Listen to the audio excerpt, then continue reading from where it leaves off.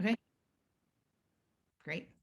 Welcome to the Housing Commission's November 17th, 2021 special meeting. This is a teleconference meeting with Housing Commission members, city staff, and members of the public participating remotely to ensure proper social distancing in this federal, state, and local emergency. So I will call the meeting to order at 6:32 p.m.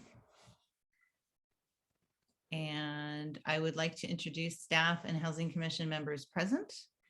We have myself, Karen Grove, the chair, our vice chair, Lauren Bigelow, Commissioner Heather Leach, and Commissioner Nevada Merriman. And not with us today, Commissioners Pimentel and Nguyen. As for staff, we have Assistant Community Development Director Deanna Chow, Acting Housing Manager Mike Noche, Acting Principal Planner Tom Smith, and Senior Planner Calvin Shen. Mike, would you please provide instructions to the Housing Commission and members of the public on how the meeting will proceed?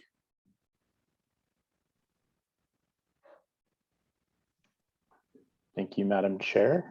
And I just wanted to mention I did a typo on the staff list. Senior Planner Calvin Chan is the last name. I apologize for that. I thought there was something funny about that. I apologize too, Calvin. That was my typo. And with that, I want to welcome the entire Housing Commission and everyone in attendance for the November 17th special meeting of the Housing Commission. At this time, we ask that members of the Housing Commission please remain on screen. For the duration of the meeting, you will control your own webcam and microphones. Staff will engage cameras and microphones to make presentations and to respond to members of the Housing Commission.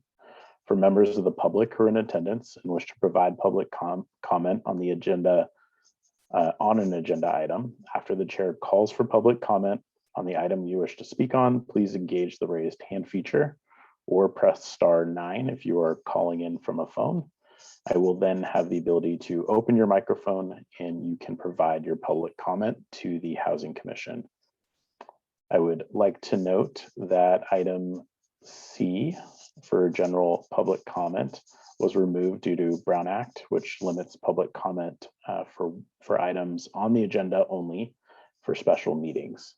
And that concludes the instructions, and I'll return the meeting to the chair. Thank you.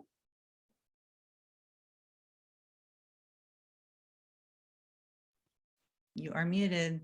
Somebody on a recent call had a mug that said you are muted. So regular business, item D. We will review and discuss affordable housing strategy options for the housing element update. And under this regular business item, we will receive informational presentations in addition to considering policy matters and administrative actions. Our only item for this evening's special meeting is item D1, review and discuss affordable housing strategy options for the housing element update. Assistant Community Development Director Deanna Chow will introduce the item, followed by M Group representatives Brittany Bendix singular representative Brittany Bendix to provide the commission with a presentation. So I will hand it over to you. Great, thank you. Good evening, Chair Grove and members of the Housing Commission. Thank you for having us here this evening for a study session to discuss and provide feedback on affordable housing strategy options for the housing element.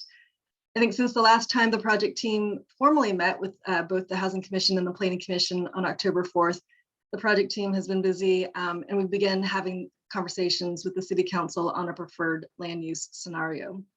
One of the key considerations as part of the conversations that we've been having is how the city can incentivize and help produce affordable housing. So the purpose of tonight's study session is two-part. So the primary focus is on strategies for creating affordable housing. And the second part is general feedback on other housing policy areas that the team should consider. So with that, as Chair Grove mentioned, I'd like to introduce Brittany Bendix from the M Group, who will be providing the presentation this evening. Thank you. Good evening, Commissioners. I'm Brittany Bendix, Principal Planner with M Group, and I'm here tonight with my colleagues Sung Kwan and Asher Cohn to present to you for your discussion, affordable housing strategies for inclusion in the housing element update.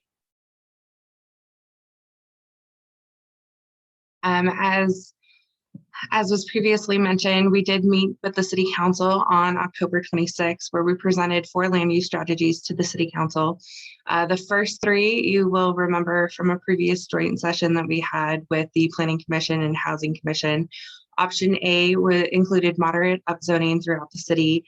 Option B included mixed-use development focused on Middlefield and Willow. Option C included mixed-use development focused in the downtown El Camino Real area. And then option D was actually a recommendation by this body here and was mixed-use development focused in downtown and the El Camino Real area, as well as Sharon Heights. Unfortunately, the council wasn't able to specify a specific strategy that they wanted to pursue. They requested additional information relative specifically to affordable housing policies that would advance these the strategies in this area. And so we'll be going back to discuss that with them in December 2021. And we're here tonight, hopefully, to get some important feedback from the Housing Commission that will help facilitate that discussion with the council. My presentation tonight is a summary of the staff report that was provided to you last week. It includes policy areas that have been identified through outreach and engagement by the project team, a brief overview of some state laws that are relevant to keep in mind as we consider other policies, current city affordable housing incentives that are already in action, and then some recommended policy directions that are presented to you tonight by the team. I do have some questions that can serve as a framework for discussion, although we're completely open to wherever the discussion is taking us by the commission. And then I will give some next steps so that we know what to expect moving forward. So first is the policy areas identified through outreach and engagement. Specifically, we found a number of themes that came up during community feedback. The first was specific to housing types. We heard that there was support for providing housing for all stages of life, for example, students, singles, young families, and seniors. There's also support for a mix of housing types, including accessory dwelling units, duplexes, and triplexes. And then there was also some support for multifamily development that would go between 3 and 5 stories. Another theme was housing location. There was support for evenly distributing housing, including affordable housing and multifamily housing throughout Menlo Park, prioritizing housing sites that are close to transit, businesses, and public services, pursuing downtown as an ideal location for more housing, and increasing density along El Camino Real in the downtown area, and enabling mixed-use development at that location as well.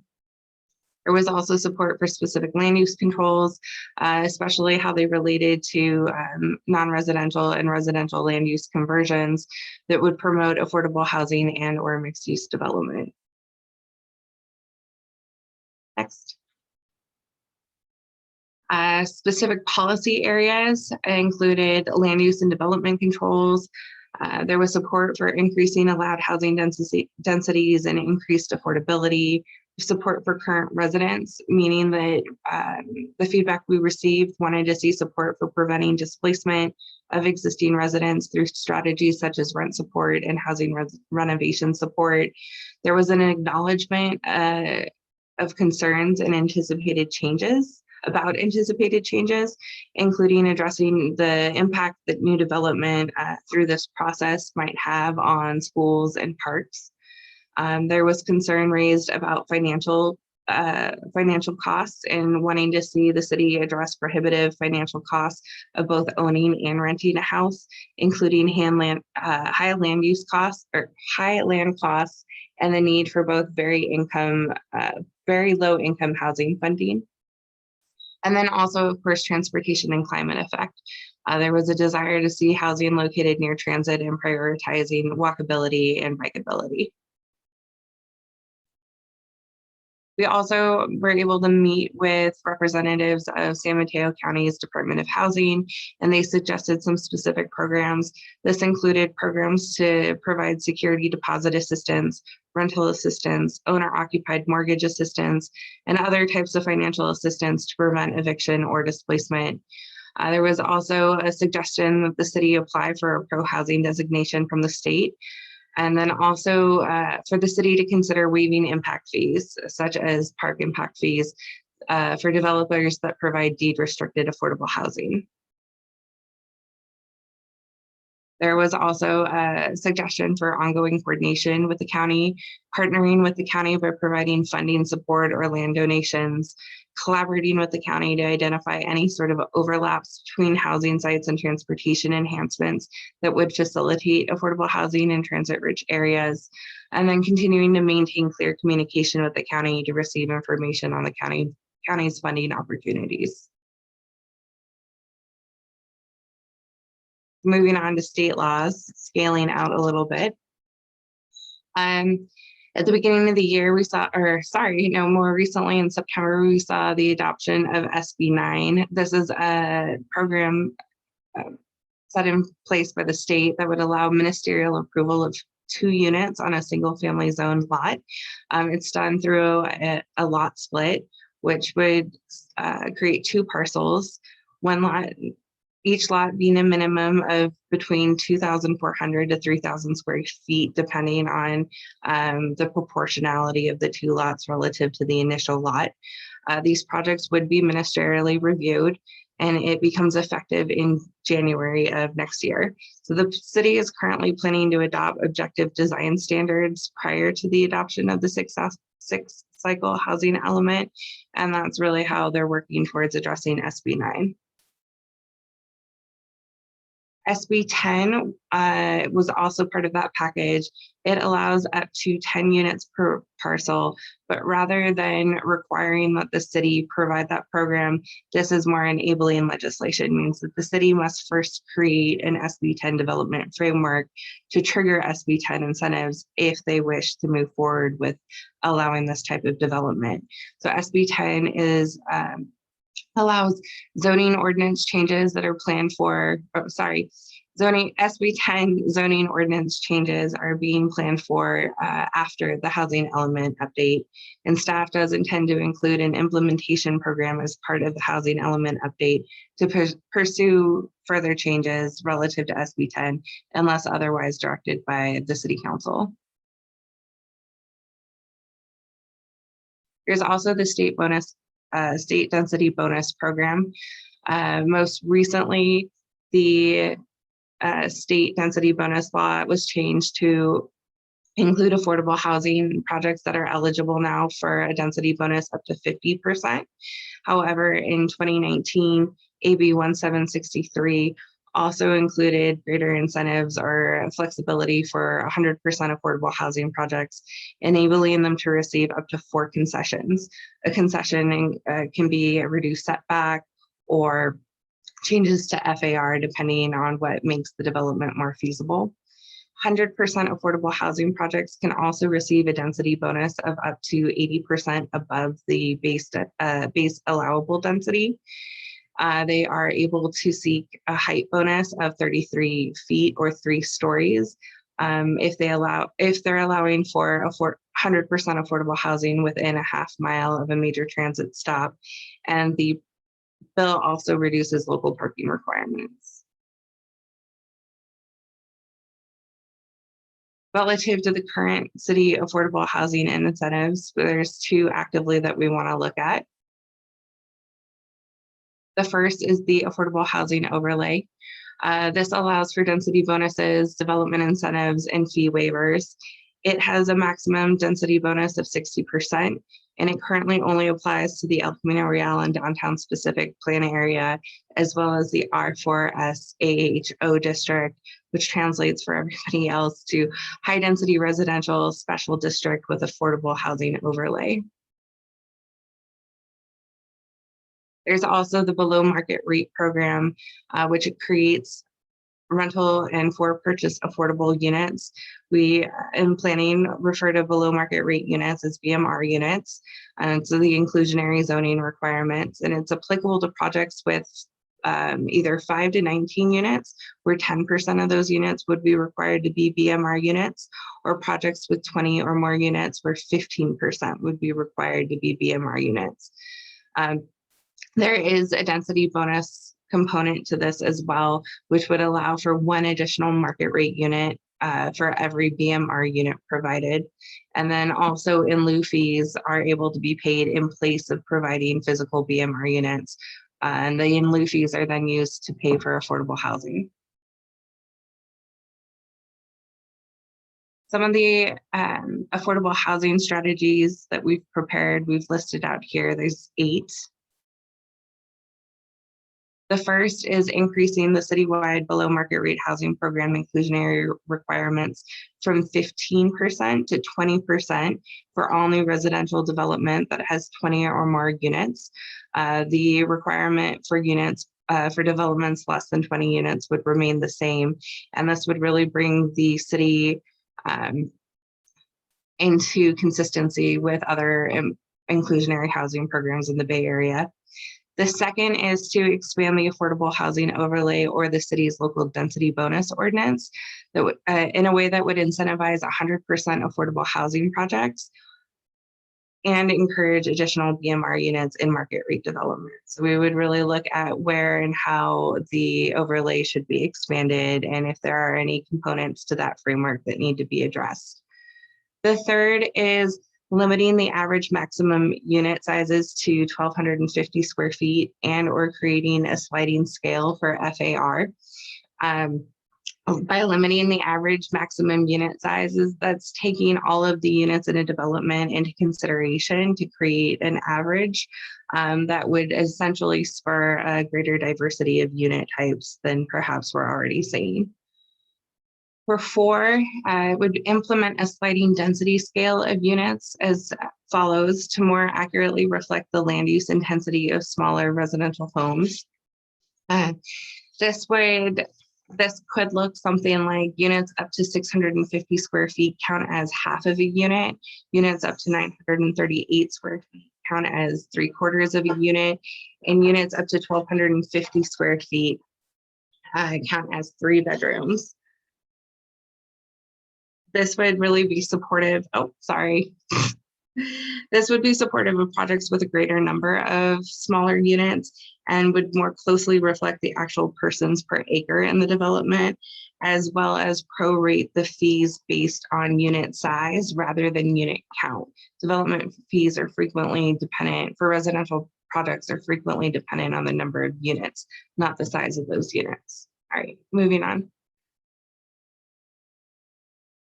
The next strategy, number 5, increase certain El Camino Real and downtown specific plan areas, base density and height limits. We looked at the plan area and the current dwelling unit per acre for each kind of subsection.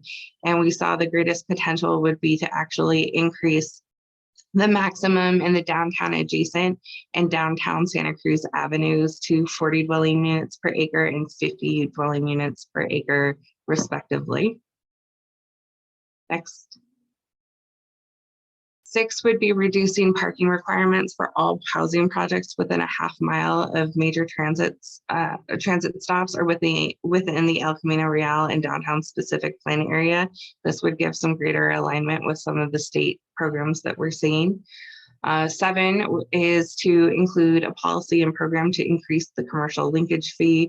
This again is more detailed in the staff report, would bring us into, would bring Menlo Park into greater comparison to the neighboring cities on the peninsula. And then 8, include specialized policies and or programs for specific groups, such as people with disabilities, including those with developmental disabilities, as well as veterans and seniors. So I've run through the strategies. I'm sure we have a lot of questions. Just to also prompt discussion if necessary, we do have some specific questions that we've put on a slide for you here. The first is really getting at targeting affordable housing. So what policies should be pursued for the development of affordable housing? For example, recommendations 1 through 8, are those sufficient? Or do we want to look at other policies that we haven't thrown out there? I would also add that you should think of the policy recommendations 1 through 8 as a collection to use. One does not necessarily exclude the other. They can be done in combination. Number 2 would be, what other housing policies should the project team explore for the housing element update? This is looking more broadly beyond affordable housing. Is there something more in line with the big picture that we haven't addressed here? Other questions for discussion: how prescriptive should affordable housing requirements be? For example, should we require a specific mix by income level for the BMR units? Where should the affordable housing overlay be applied or extended to? And then what other housing policy areas should the project team explore for the housing element update? Next. So before we really dive into the discussion, I do want to give you a sense of what the next steps are moving forward. I know we've had a number of meetings on this, so just looking briefly at that. We will be going back to the City Council in December this year to follow up on the specific land use strategy that we want to pursue for completion of the EIR and studying in the EIR. But on top of that, we do anticipate having at least 2 more community meetings, or sorry, one community meeting, and then another meeting also with the Housing and Planning Commissions. And that concludes my presentation for the evening. I'm sure, as I mentioned, we have a lot of questions and we're happy to take those when you're ready. Thank you. Great, thank you very much. I think we will do, as Mike laid out, clarifying questions from the commission, and then we'll go to public comment, and then we'll have some discussion. It's possible that we will ask some of the questions that the public asks as part of our discussion. So with that, I'll take a raised hand if anybody wants to go first.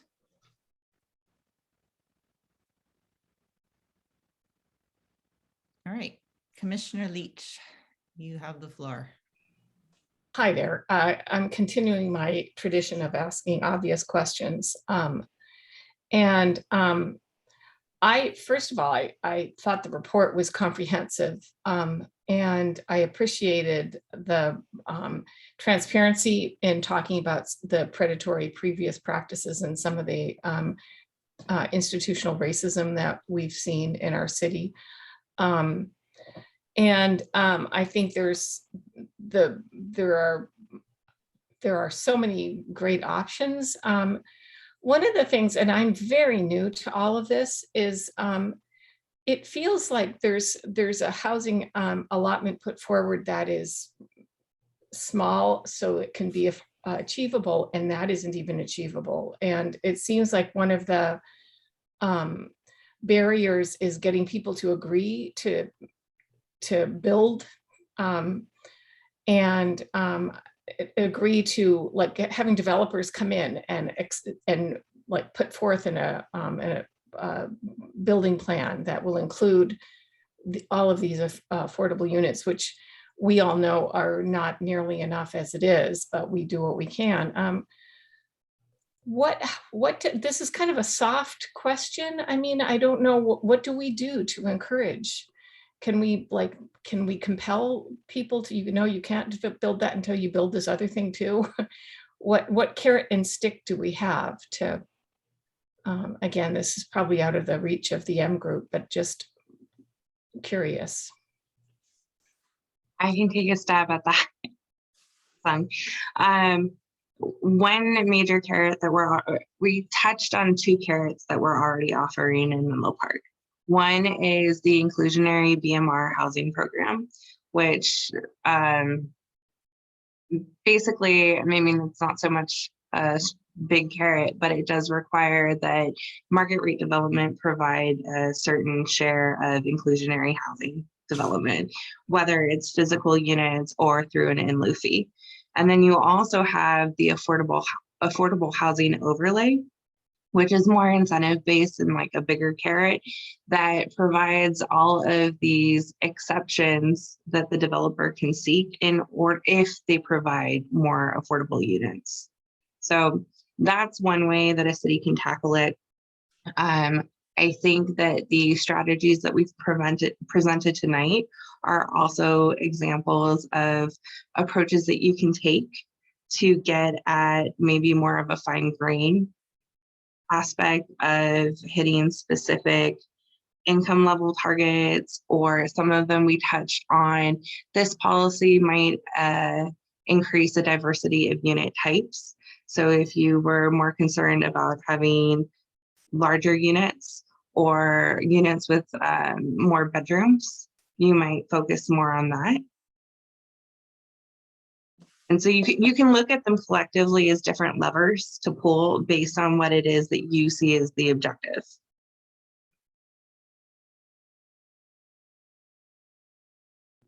Thank you. Is that your question for now? Or do you have more? That's it. Okay. Would anyone like to go next? Nevada. Hello.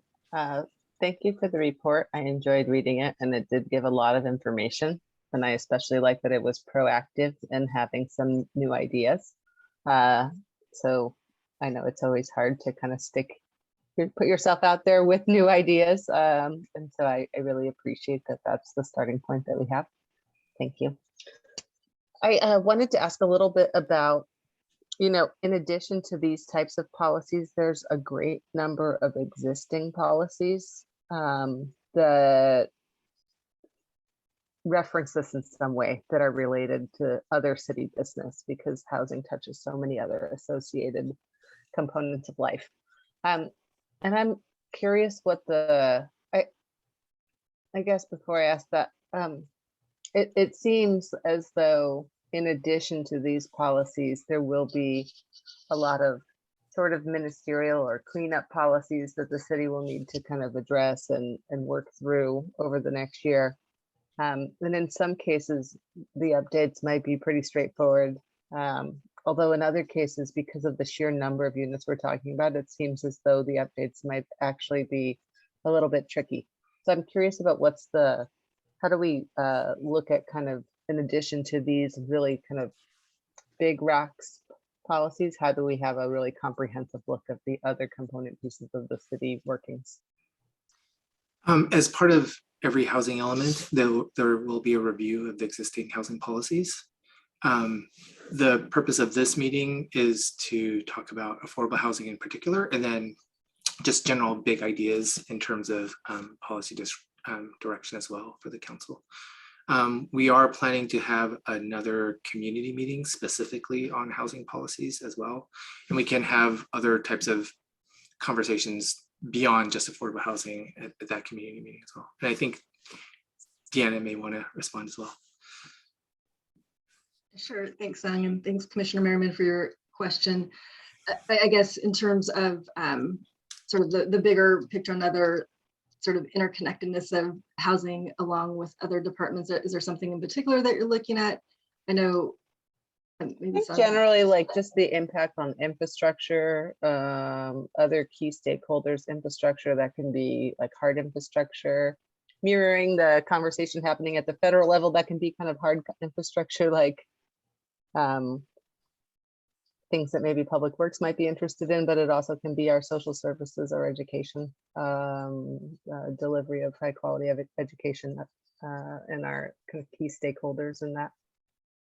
Yeah, thanks. So we're having those conversations right now. I know the school districts have been a key part of our conversation. We've had a couple of meetings with them. I know Menlo Park City School District also has their own task force that is, as you know, you were at the meeting, are very focused on our housing element. And so we are bringing in those key stakeholders.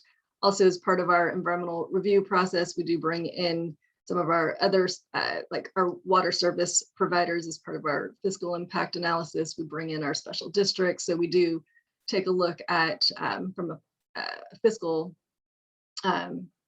perspective, some of the impacts. So those are two other components as part of this overall process. That will be part of the information sharing.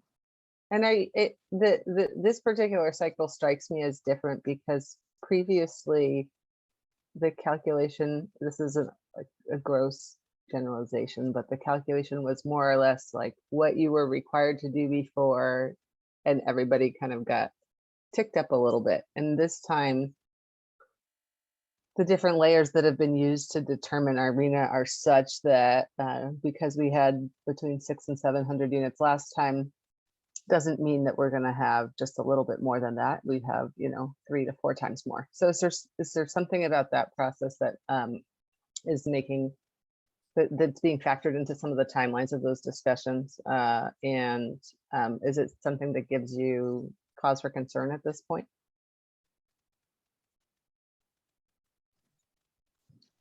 I guess maybe if you can elaborate, I'm not exactly It's sure. It's a lot of units, so it's just a lot of infrastructure. Yeah, so that's just it seems to me that it's just really quite different, or that we're in very new territory just because of the magnitude of what's trying to be solved for. So yeah, and definitely comment in it. I think we're all as we're trying to plan for this, definitely that is something on our mind, that our number has exponentially increased.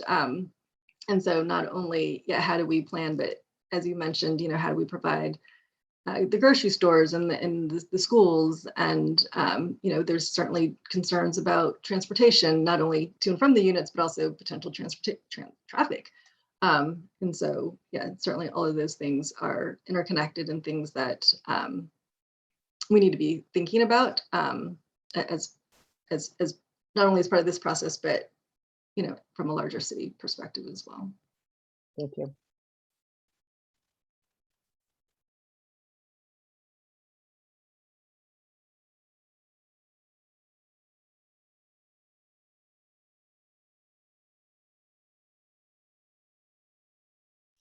I'm sorry, that's 2. I get 1 more. You're Lauren, I'm calling on you.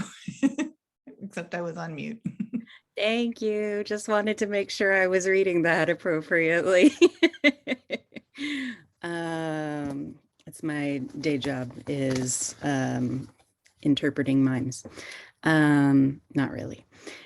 So one question that I had for you guys was just if you could talk a little bit about the thought process behind increasing the inclusionary to 20% for 20 or more units, but not for the 5 to 19, because in my mind, that would incentivize the development of 5 to 19 and not 20 plus.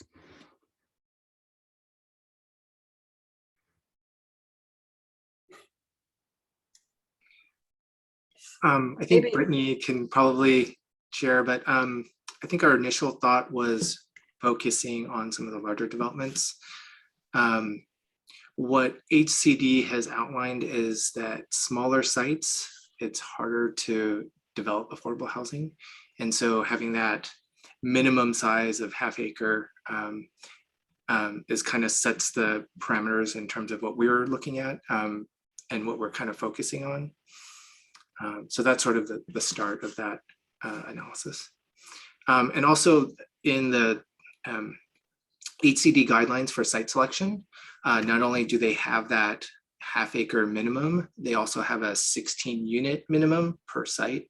And that's where the density requirement, the minimum density requirement and the size kind of come together.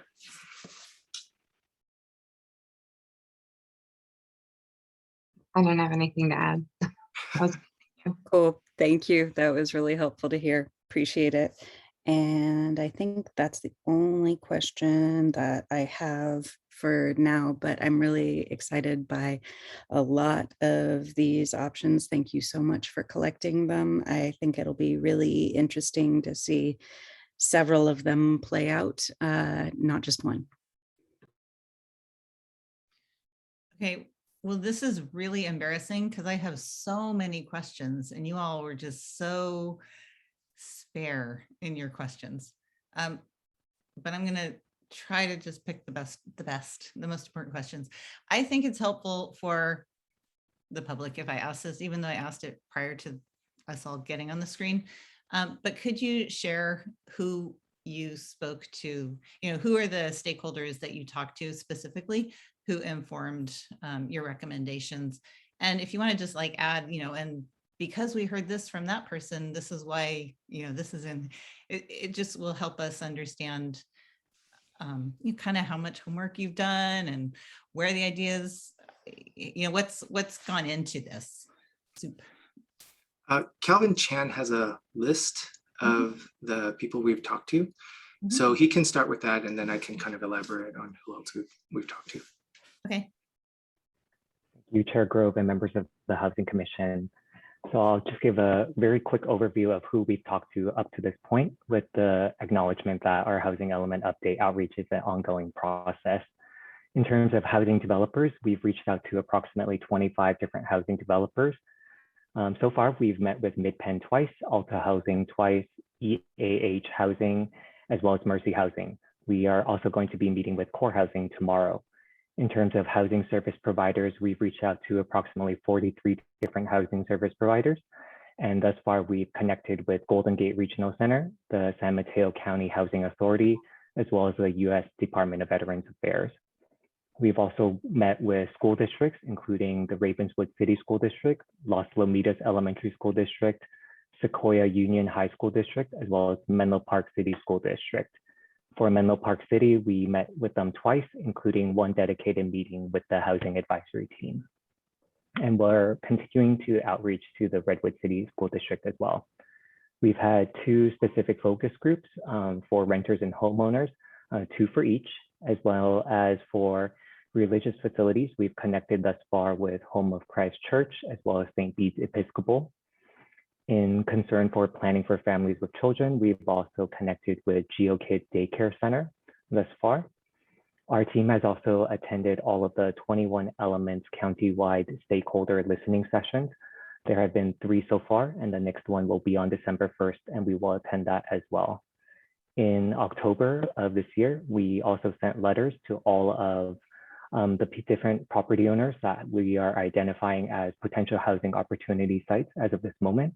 And that list included about 56 property owners representing properties for about 88 total sites.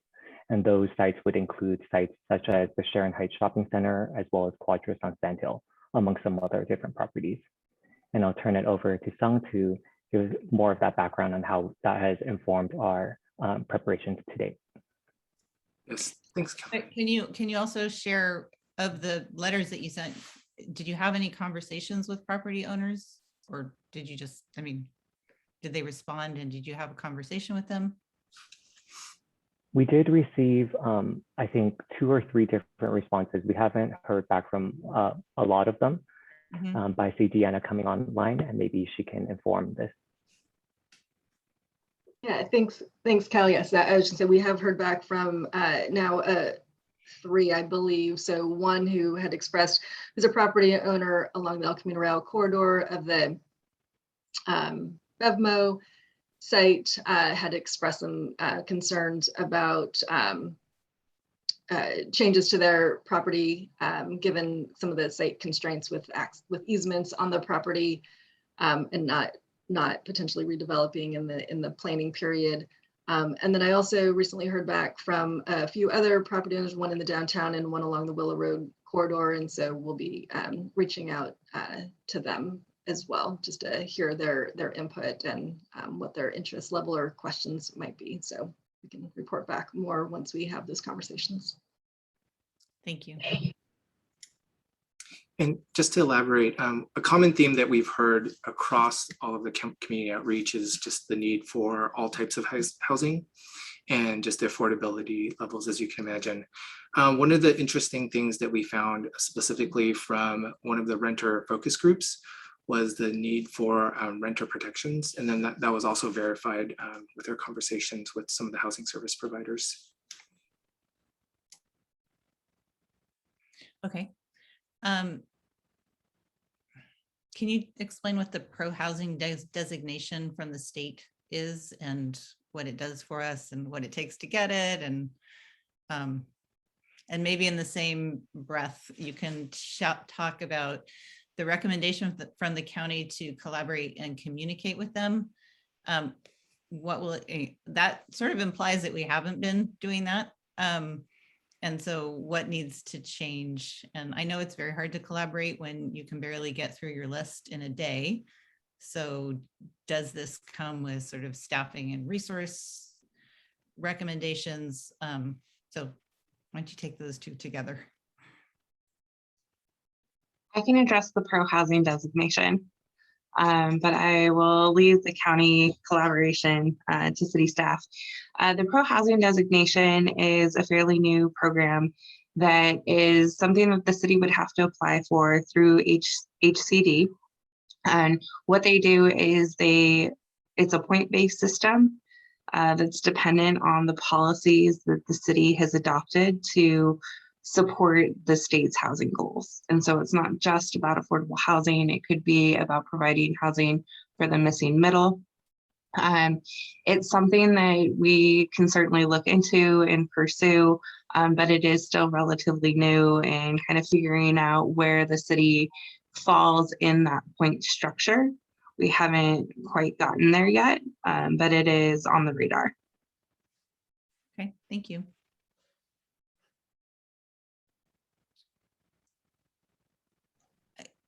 I feel like maybe the other question is more of a discussion question, if you want to wait. Okay. Let's see.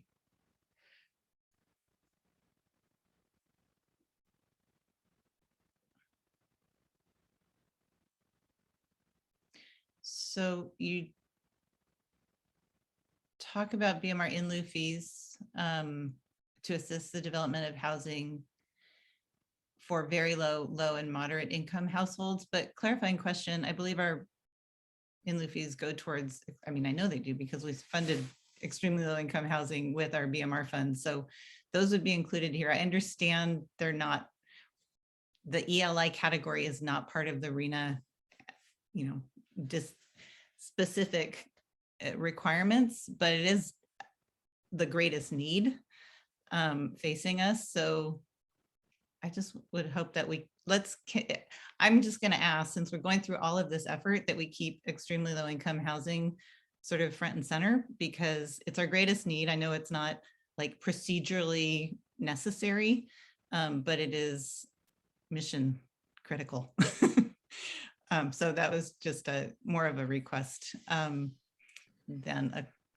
And Chair Griff, if I just may clarify also, so what was included in the staff report is language from our BMR guidelines. And as you mentioned, though, we have, there are in need for ELI, extremely low income, and our NOFA that was recently released for the 2020 time period did advertise for funding for programs that serve ELI households. And so I think probably our guidelines just need to be updated if that's the intent, to make it more clear that our BMR funds could be used for extremely low income housing. Right, and they went to the mid-pen development on the 1200 block and the 1300 block, which have many ELI units. So, so that answers my question. So I'm sorry, that was meant to be a question, but as I was asking it, I also answered it. So let me see. Sticking to clarifying questions. I would love for you to, two big questions. One is our affordable housing overlay. How does it relate to, compare to, interact with the state affordable housing bonus programs? So, and I guess, like, is it as good as, I mean, and what happens if somebody chooses the state one over ours? Just if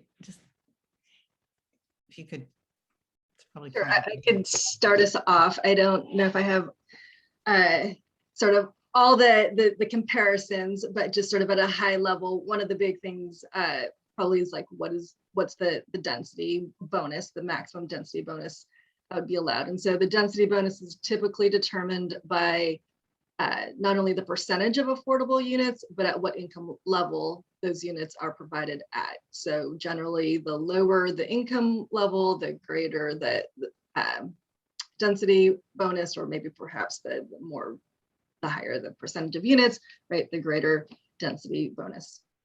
And so our AHO at its maximum our affordable housing overlay at its maximum would allow a 60% density bonus. And up until recently, state density bonus law was maximum of 35% and more recently changed to 50%. And I'll just explain, most of the density bonuses in these use is for mixed income developments. So they are market rate as well as affordable units. And so in exchange for affordable units, an applicant developer could get more market rate units. The state recently added, as part of AB 1763, as part of state density bonus law, additional provisions for 100% affordable housing. And so that is another sort of added layer of 80% density bonus for affordable housing developments, 100% affordable housing developments, and then an unlimited density for 100% affordable housing developments that are located within a half-mile radius of a major transit stop. And so there are, yes, all these different programs, and sort of like understanding how do you sort of maximize your opportunity dependent upon, what income levels you're providing, where are you potentially located. The AHO, for example, automatically provides a fee waiver for processing fees. And so that is built into the city's AHO, which it may be considered, and forgive me, I don't know if it's the incentive or a waiver, but it may be one of those incentives of waivers that a developer might ask for as part of the state density bonus law. And so that's sort of like one difference. Another is like with impact fees, the AHO again provides a reduction in impact fees dependent upon the percentage of density bonus. State density bonus law does not necessarily provide that as a given, if you will. There are definitely similarities in that there are some waivers or incentives, again, for modifications to site setbacks, height, floor area ratio, some of the parking ratios, some of the development standards that may be considered constraints to development of affordable housing. And so there's some flexibility given to an applicant to allow for some of those modifications in order to allow for the construction of affordable housing. So we probably need like a chart to kind of look through each of these standards, but at a high level, that those are some of the similarities and differences between the various programs. So if you were to say,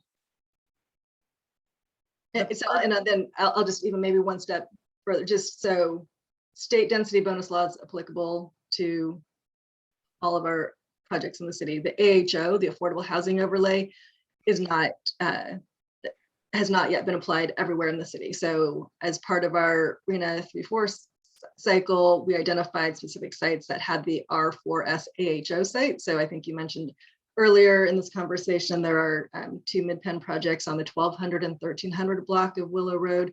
Both of those had the AHO designation, and both of those projects have utilized the affordable housing overlay to increase the density.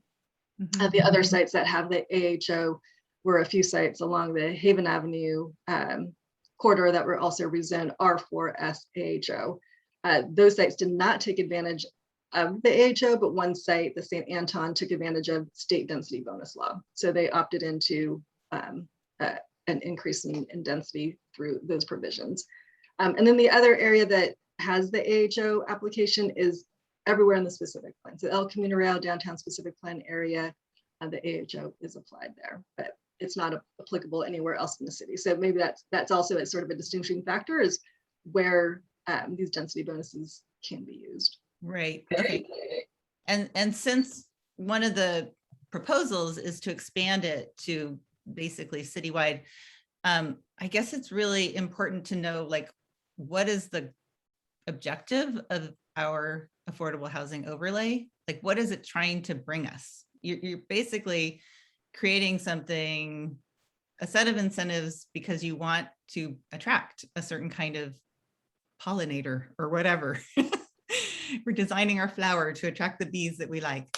And so, like, I guess it's sort of up to us. And I think we've said, and we've heard from the public, some of the greatest needs in our community, you know, extremely low income and very low income, and people who have a disability, including development, you know, all those, the special needs that we've heard. So is the affordable housing overlay something that can be designed to particularly target certain needs, like the hardest to meet needs?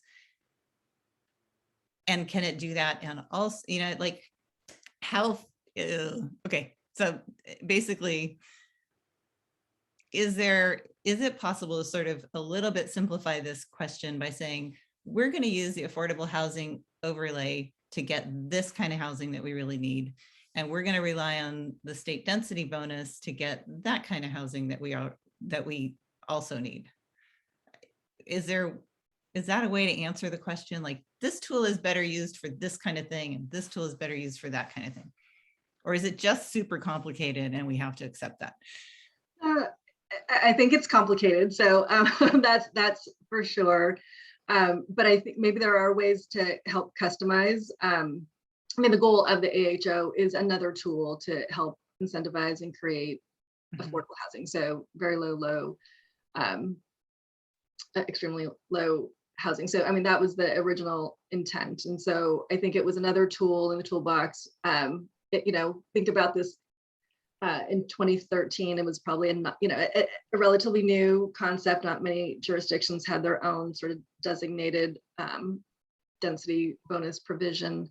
And so it was an extra tool for folks to take advantage of. There probably could be some maybe customization, like maybe this is better for a smaller unit project. So projects of a certain size might take advantage of maybe the city's AHO because it provides potentially greater incentives for a smaller project. And so in order to sort of unlock some of the provisions in state density bonus law, you might have to be a bigger project or have more units. And so maybe there is a way for the AHO to be potentially beneficial for smaller size projects. And then I also think one of the things that we were talking about with the AHO is, again, that it's generally been applied to, it can be applied to mixed income projects. And so if we're looking at increasing density bonuses greater than what state density bonus law allows, that could be an advantage, right? So if 50% is the maximum allowed for sort of a mixed income project under state density bonus law, the city's AHO could potentially increase that, which we already do at 60%, or we could even go greater than that. Okay, thank you. And then when you're using the word density a lot, and then this other interesting proposal about unit size and counting, applying density points based on the square footage of the unit. That would then, if we adopted that policy, would that then apply to the density bonus as well? And so if people had a density bonus that was like 10 points, they could either do, 20 smaller units or 10 larger units. Is that, when you say density, is that then going to be defined by that sliding scale potentially if we adopt that? I think so. I think if we choose to define how we calculate density a certain way, then density bonus law or density bonuses could also be calculated in the same way. And the state density bonus would follow that as well, or are they going to define it the way they define it? Well, I think it's a percentage of the units, and so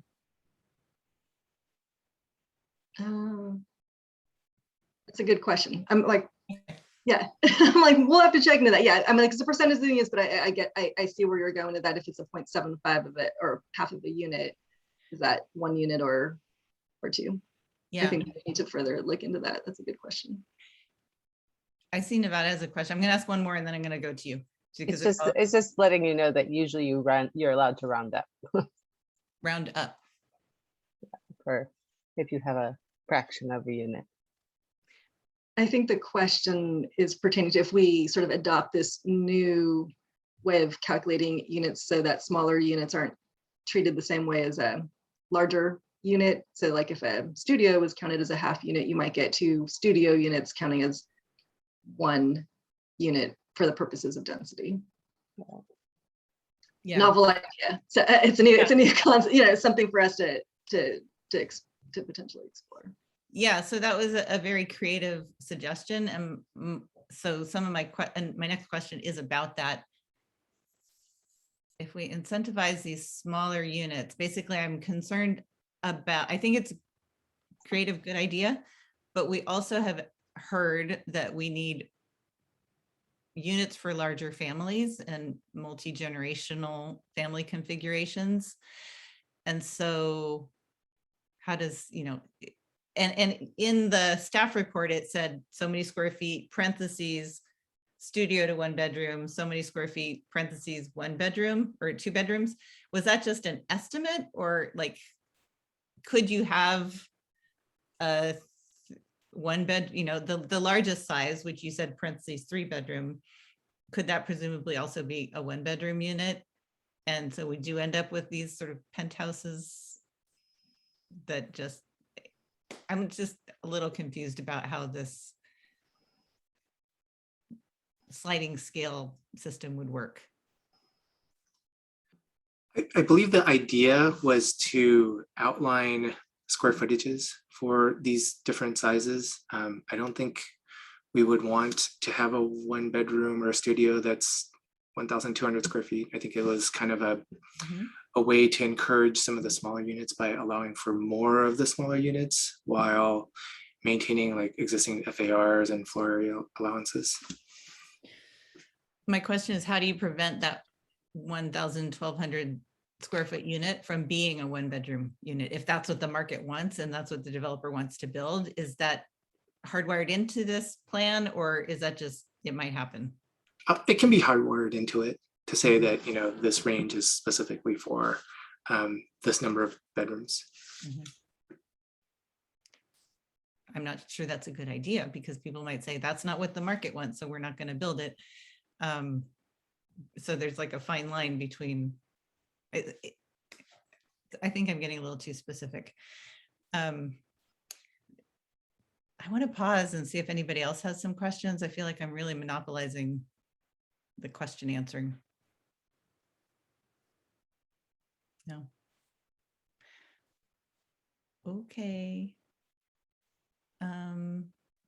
I think I would like to ask them after I hear public comment, and then there's some Yeah. things that are kind of more of a discussion. Yeah, okay.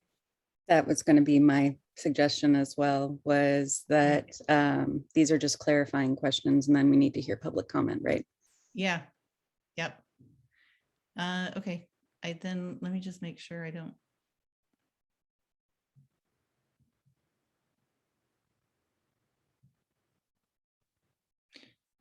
Okay, this is a clarifying question.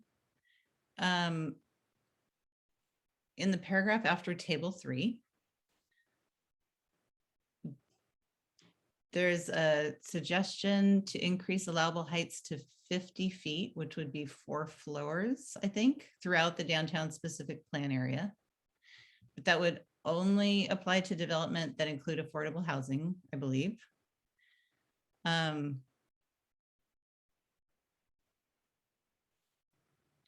And so having done that, so I think the suggestion was to increase the allowable heights to 50 feet or 4 floors throughout the downtown specific plan for affordable housing, for developments that include affordable housing.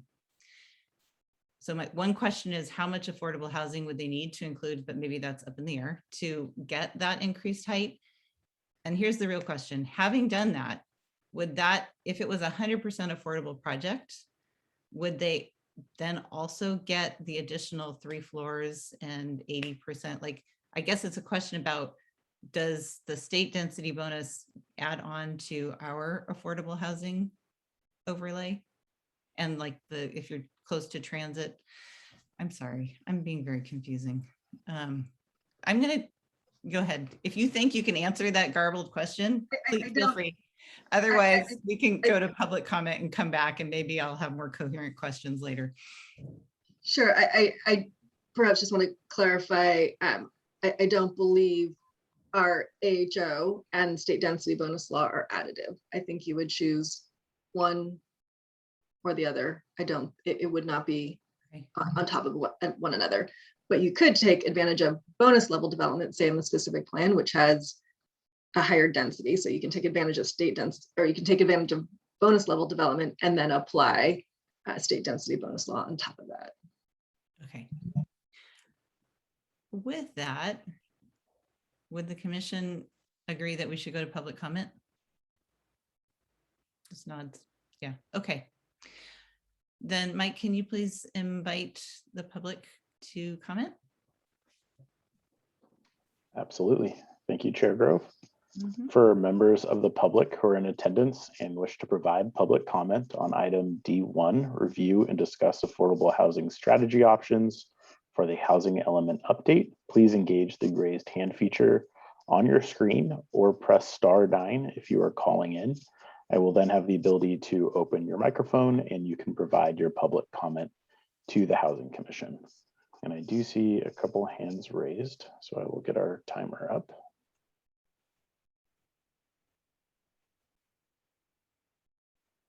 Okay, and our first public commenter will be Kalisha Webster. And Kalisha, you should be able to unmute your microphone. Hi, thank you. Good evening, commissioners. My name is Kalisha Webster. I'm a housing advocate with Housing Choices. We advocate for increased housing accessibility for people with intellectual and developmental disabilities, a special needs group for which the city is required to include a housing needs assessment as part of the housing element.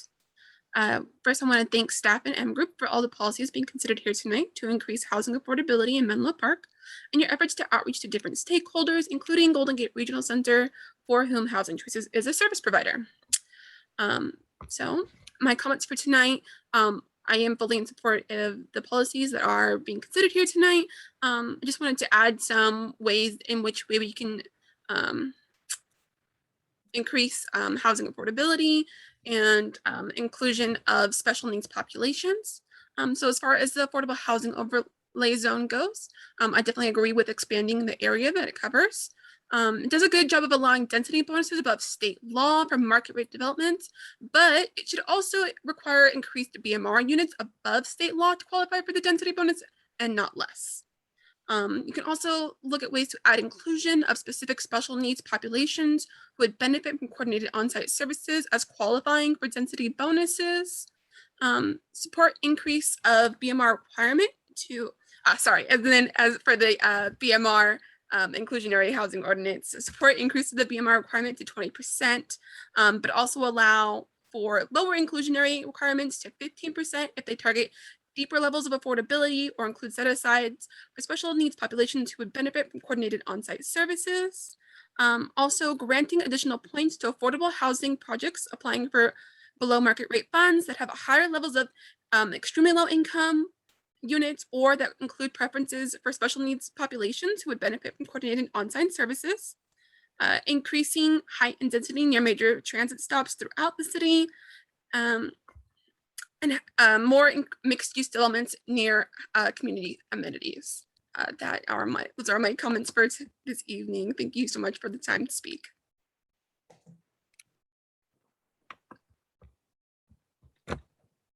Thank you, Kalisha. And our next public commenter will be Misha Salin. And Misha, you should be able to unmute your microphone now. Hi, good evening. I've spoken, can you hear me? Yeah. Hello, can you hear me? Yes, we can. Okay, thank you. Yeah, I've commented before. I'm a resident of the Allied Arts neighborhood in Menlo Park, and I'm speaking from a concern about just, local friends, families, community members getting displaced due to high housing costs, which I hate to see. So generally, I've been speaking in favor of building more housing. In terms of this specific report, thank you, staff and M Group, for working on it. I wanted to say that I believe at the city council meeting, the issue that we kind of ended on regarding the housing element was that the housing element was trying to assume that, which is allowed by the state, that if we zone for a certain density, then we don't really have to check whether that site could actually be developed. So for example, Sharon Heights, if we zone that for a specific, a certain density, then basically we get a free pass as far as the housing element rules to say, yeah, we're going to build affordable housing there. But if the property owner doesn't want to sell it and it never happens, then there's actually no real penalty in place for that besides certain state laws like SB 35, et cetera. So just looking at the numbers that were presented, I know there's a little bit of buffer room, but we were trying to figure out, how do we actually make sure that the housing we're planning on building will get built? And the strategies on the list today, I just wasn't sure how exactly they tie into that. I mean, generally the strategies presented seem like they will lead to more affordable housing, but it's not clear, how much. I know that sometimes cities will pass certain things that actually make it harder to build affordable housing because, for example, if we made the inclusionary percentage like 50%, then that sounds good on paper, but no developer can actually build that. So I just want to make sure that all these strategies are realistic and actually will lead to more housing being built and not less. I know you mentioned that you spoke to a lot of developers, which is good, but I just want to hear more about that and the feasibility of all these different strategies. But without knowing, the specifics, I would say all the strategies outlined in the report sound great to me, especially increasing the density downtown and removing parking requirements. I know a lot of other cities have done things like that in the area. And increasing the commercial linkage fee seems like a no-brainer to me, given how popular that type of space is here in Menlo Park. So yeah, thank you, Housing Commission and staff, for taking my comment. And yeah, that's it for me. Thank you.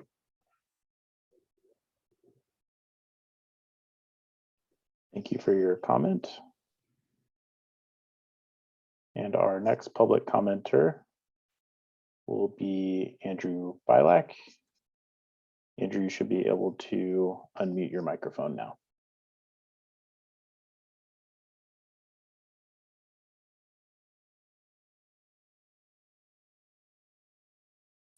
Yes, I'm sorry. This is Andrew Bilak. Just having a couple technical difficulties there. And thank you. I'm from Mid-Penn Housing, and I appreciate the work that the city has done coordinating with various developers. We have been among the developers the city has started speaking to. I want to just make a couple additional comments, and I think the work done so far in the reports is shown in terms of a variety of strategies that all are looking to incentivize affordable housing, and a lot of them have been used successfully in Menlo Park and other cities.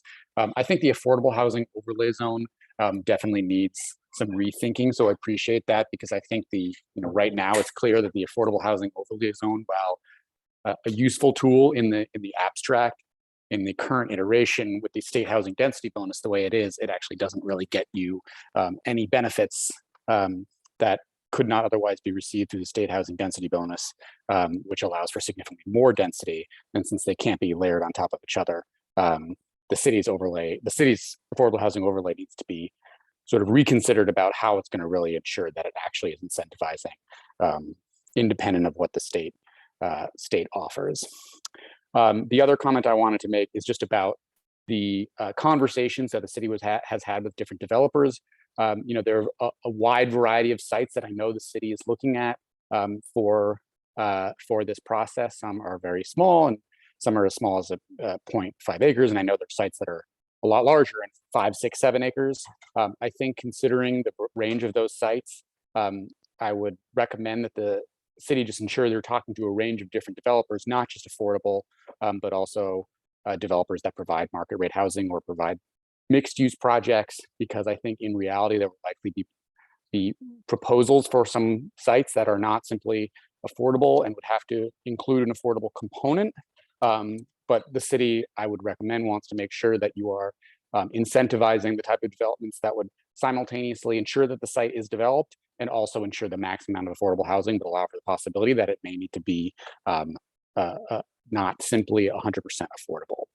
And the last comment I wanted to make is just about in terms of the timing of this process. I know there has been a real push to make sure this is moving forward, and a lot of the driver for that is state mandates. But I also want to make sure that these conversations, we've started to have them, and we've started looking more specifically at some of these policies and the sites that are being examined. And I think this takes time, and I just want to make sure the city is investing adequate time in ensuring that input, because it sounds like there's a lot of ideas that look like they can be very useful, but I think it's also important that these be properly refined and really thought through before you're getting too far during this process, and including getting too far during the environmental review. So thank you very much, and look forward to continuing to discuss.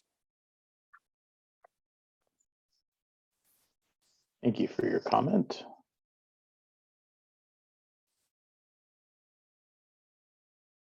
One moment. And our next public commenter will be Michał Bortnik. And Michał, you should be able to unmute your microphone now. Yes, thank you. Good evening, everybody.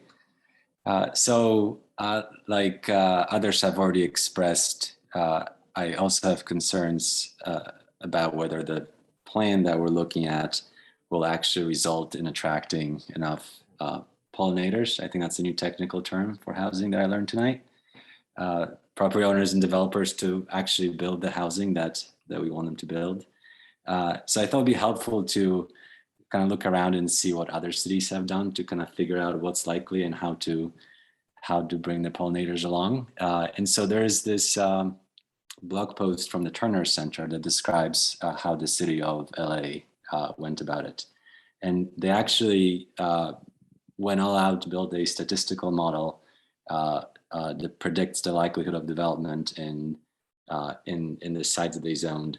The methodology is fascinating, but also sleep inducing. So I'll just jump to the conclusion that the city basically in their plan assumed that only 3.5% of the aggregate zone density is actually likely to get developed in the next cycle. So 3.5% of all the sites that said like, okay, like come build here, they expect only 3.5 will get developed. And that's including all the transportation bonuses and density bonuses and so on. And I thought it was interesting that kind of even the most likely sites, like the top 1% of most likely to be developed parcels, only had a probability of less than 10% of being developed in the next cycle. And so then I look at our plan, and like by contrast, I think the latest proposal is to aim for 2,200 units for the EIR, and with hope that out of those 2,200, it will yield 1,500 units, right? So that would, just doing the simple math, that would require not 3.5, not 10%, but 68% probability that the sites that we make possible for development actually get developed. And that's such a massive gap that makes me wonder if the set of policies that we're looking at tonight, and I love that we are looking at all those policies, but I wonder if that's enough to bridge that gap, to really incentivize what needs to happen. So you have a massive task in front of you tonight, and thank you for doing what you do, and best of luck. Actually, if I could make an ask, I think it would help a ton the community discussion if the project team could make it public how they're making the assessment of the likelihood of development for the sites included in the 2,200 units plan. So we could just all get on the same page about, kind of like the attachment J, but with the extra column that says like, we expect this probability of the site getting developed. Thank you so much, and good luck. Thank you for your comment.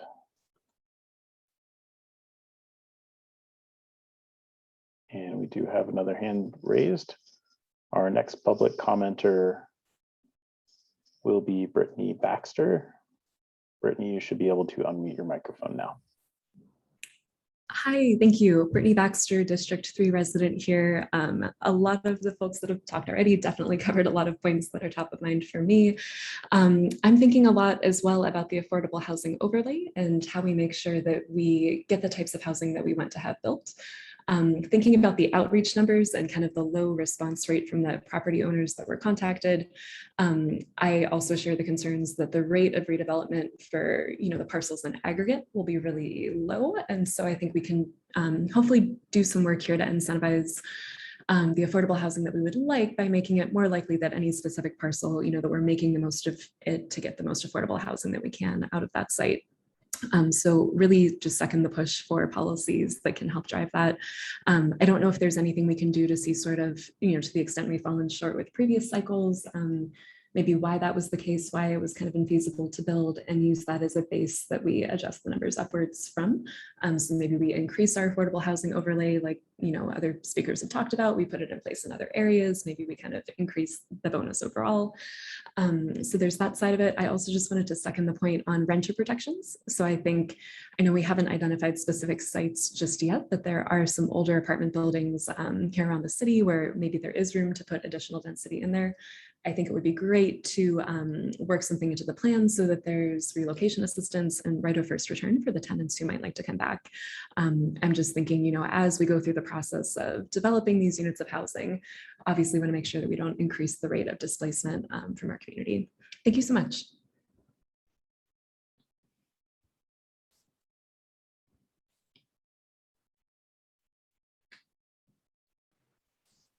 Thank you for your public comment. Yeah. And one last call for public comment on item D1, review and discuss affordable housing strategy options for the housing element update. And I do not see any additional hands raised, so I will return the meeting to the chair. Thank you. Okay. And I will open the floor to whomever wants to start. And I want to say thank you to the public commenters. That was all very coherent, unlike my questions, and helpful input.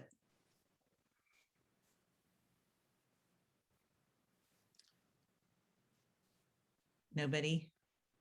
I'm happy to start, and I hope that we can, with just 4 of us, that we can share.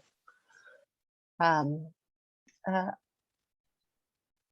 think I have, well, if it's possible to speak with Deanna, that would be very helpful to understand a little bit more about the kind of ecosystem of updating the policies. I mean, there are quite a few of the city policies that would need to be updated, but specifically the affordable housing overlay and then some of the BMR policies. And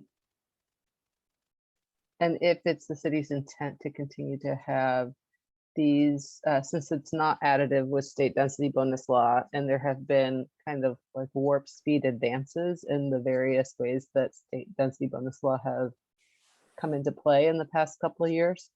What is the thinking and process about looking towards making those meaningful policies once more? Thank you, Commissioner Merriman. So, yeah, state law has been advancing quite a bit. We're every year we're catching up to changes so that we could update our ordinances, whether they're ADUs or now with SB 9 and SB 10 potentially if the city enacts that. I think this is part of our conversation this evening of like what sort of direction does the city want to take the AHO? What is the feedback? Are we looking at not only expanding it as we've shared, but to what density bonus do we want to bring it to? What are the triggers for it? I think we heard, like make it when you hit it above and beyond sort of the minimums, that's when you sort of are able to enact it. there's also the flip side of like, if you make the threshold, the trigger so high, someone may not want to, enact the state density or AHO. So yeah, I think having that conversation this evening about, what are the things that might help incentivize affordable housing? Are there things that are missing from sort of the incentives, right? So we talked about the fee waivers, we talked about some of the development regulations. Are there other things that we haven't thought about that can be sort of a given, if you will, or it's a given if you hit a certain threshold? So I think it would be like changes to the AHO could be potentially implemented simultaneous with the adoption of the housing element, just as we did it with the establishment of the AHO. It could be considered a program of the housing element. It could be something that we look ongoing, like is it, and evaluate it throughout the planning period. Is it meeting its need? Do we need to make adjustments to it? We have not made adjustments since it was first adopted, so it's probably a good time for us to evaluate it and see how could we make it stronger. Have you ever seen jurisdictions use something that's a little bit more flexible with respect to density based on the type of housing that they're building? Well, that I think that might be getting to one of the suggestions that was in the staff report about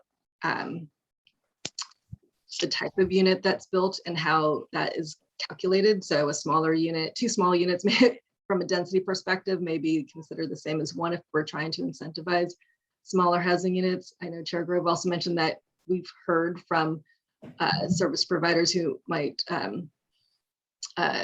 that work with our disabled populations or our who may live in housing situations which they live with their family or multi-generational, and so living in a studio apartment because they cannot live independently is not a well-suited living circumstance.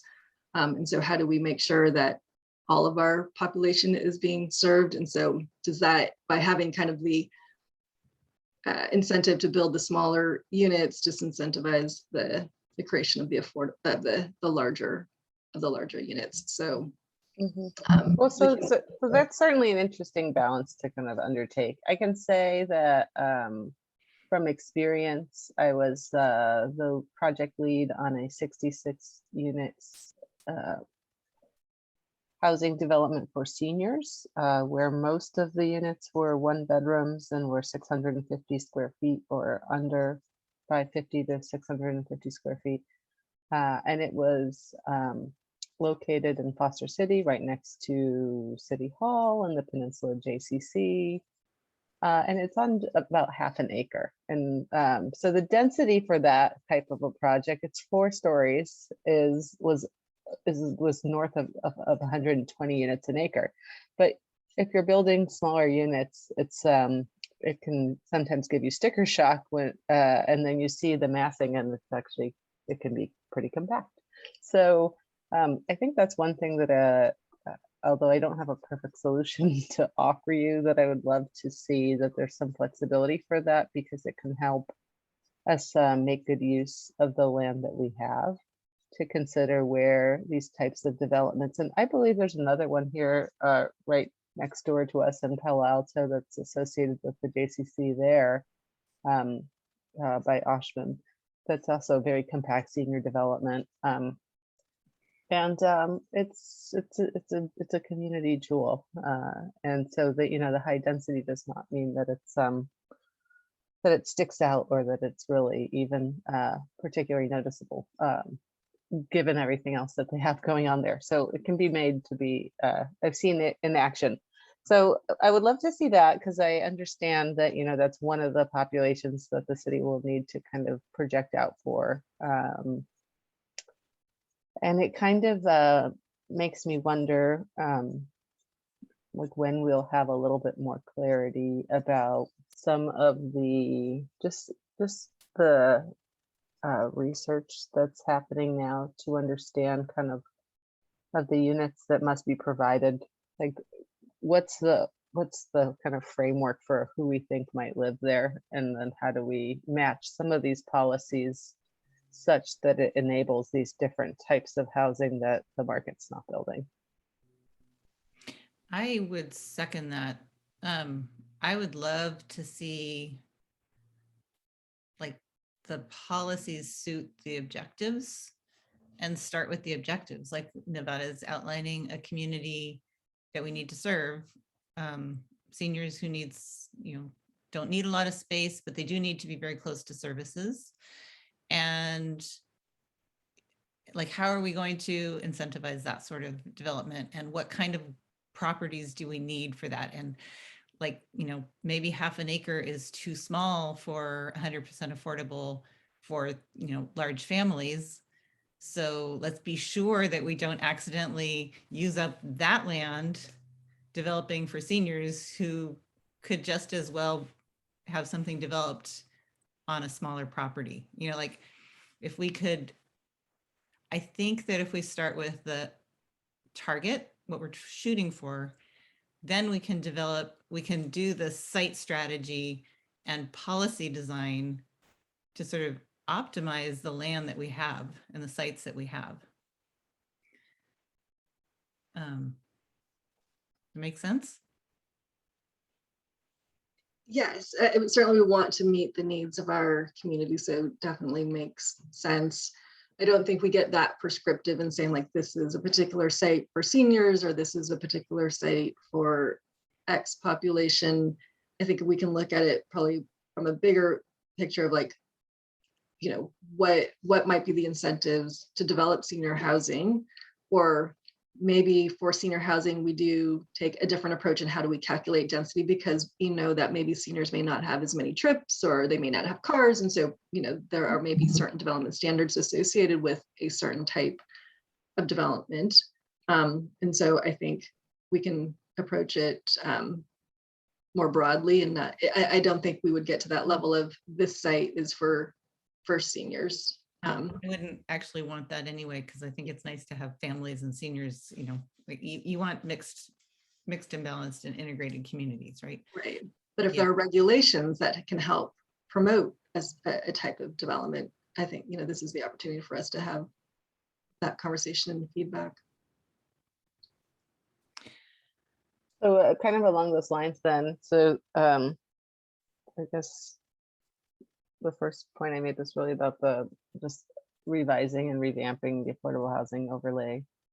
And then the second being about, I think a more form-based code is what some cities are looking at. That and I appreciate your suggestion on how to work with the smaller units. And I think there's a lot of ways to do that. So that's kind of as deep as I'm going to go there on and any kind of comments. But I think it's a good idea to keep going in that direction. And then something that just strikes me, I know that the city's not going to match particular types of homes with precise sites. And I think that that's generally a good idea. And yet in some sites, it seems obvious that a certain type of development might be the only thing that really works there. And in those cases, I think it's important to look and see if the policies we have are going to be supportive of that.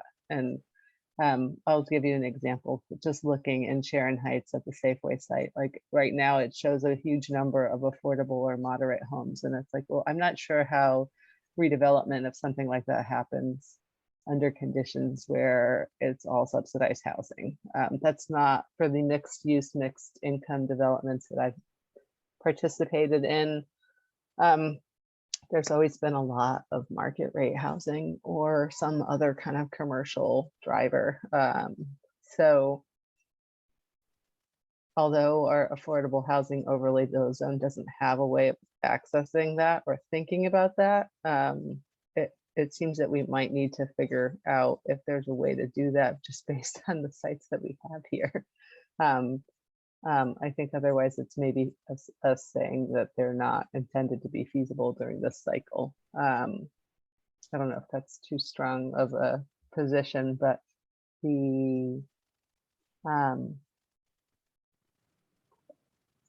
well, I guess I would it'd be something I'd want to explore as to what it would take, for instance, to see some of the band that seems to be really the most plaguing and hardest for us to get at, which is the moderate band, for instance. Like, how would we be able to get some of the moderate units in some of these mixed income properties, et cetera? So it's not a policy that seems to exist on the books now, but it's something that I wonder how we might facilitate if we want those sites to really develop at all, just given what we have, given how hard it would be to do them as only affordable housing. I think one thing that, Chair Griffin, if I may. Yeah. Thank you. I think one thing that, our team is looking at is making sure, as you're talking about, like, how do we have it redevelop, and would it redevelop as 100% affordable? What are the tools to help make it successful? And so I think we also don't want to displace our commercial uses also, right? That they serve a need in our community.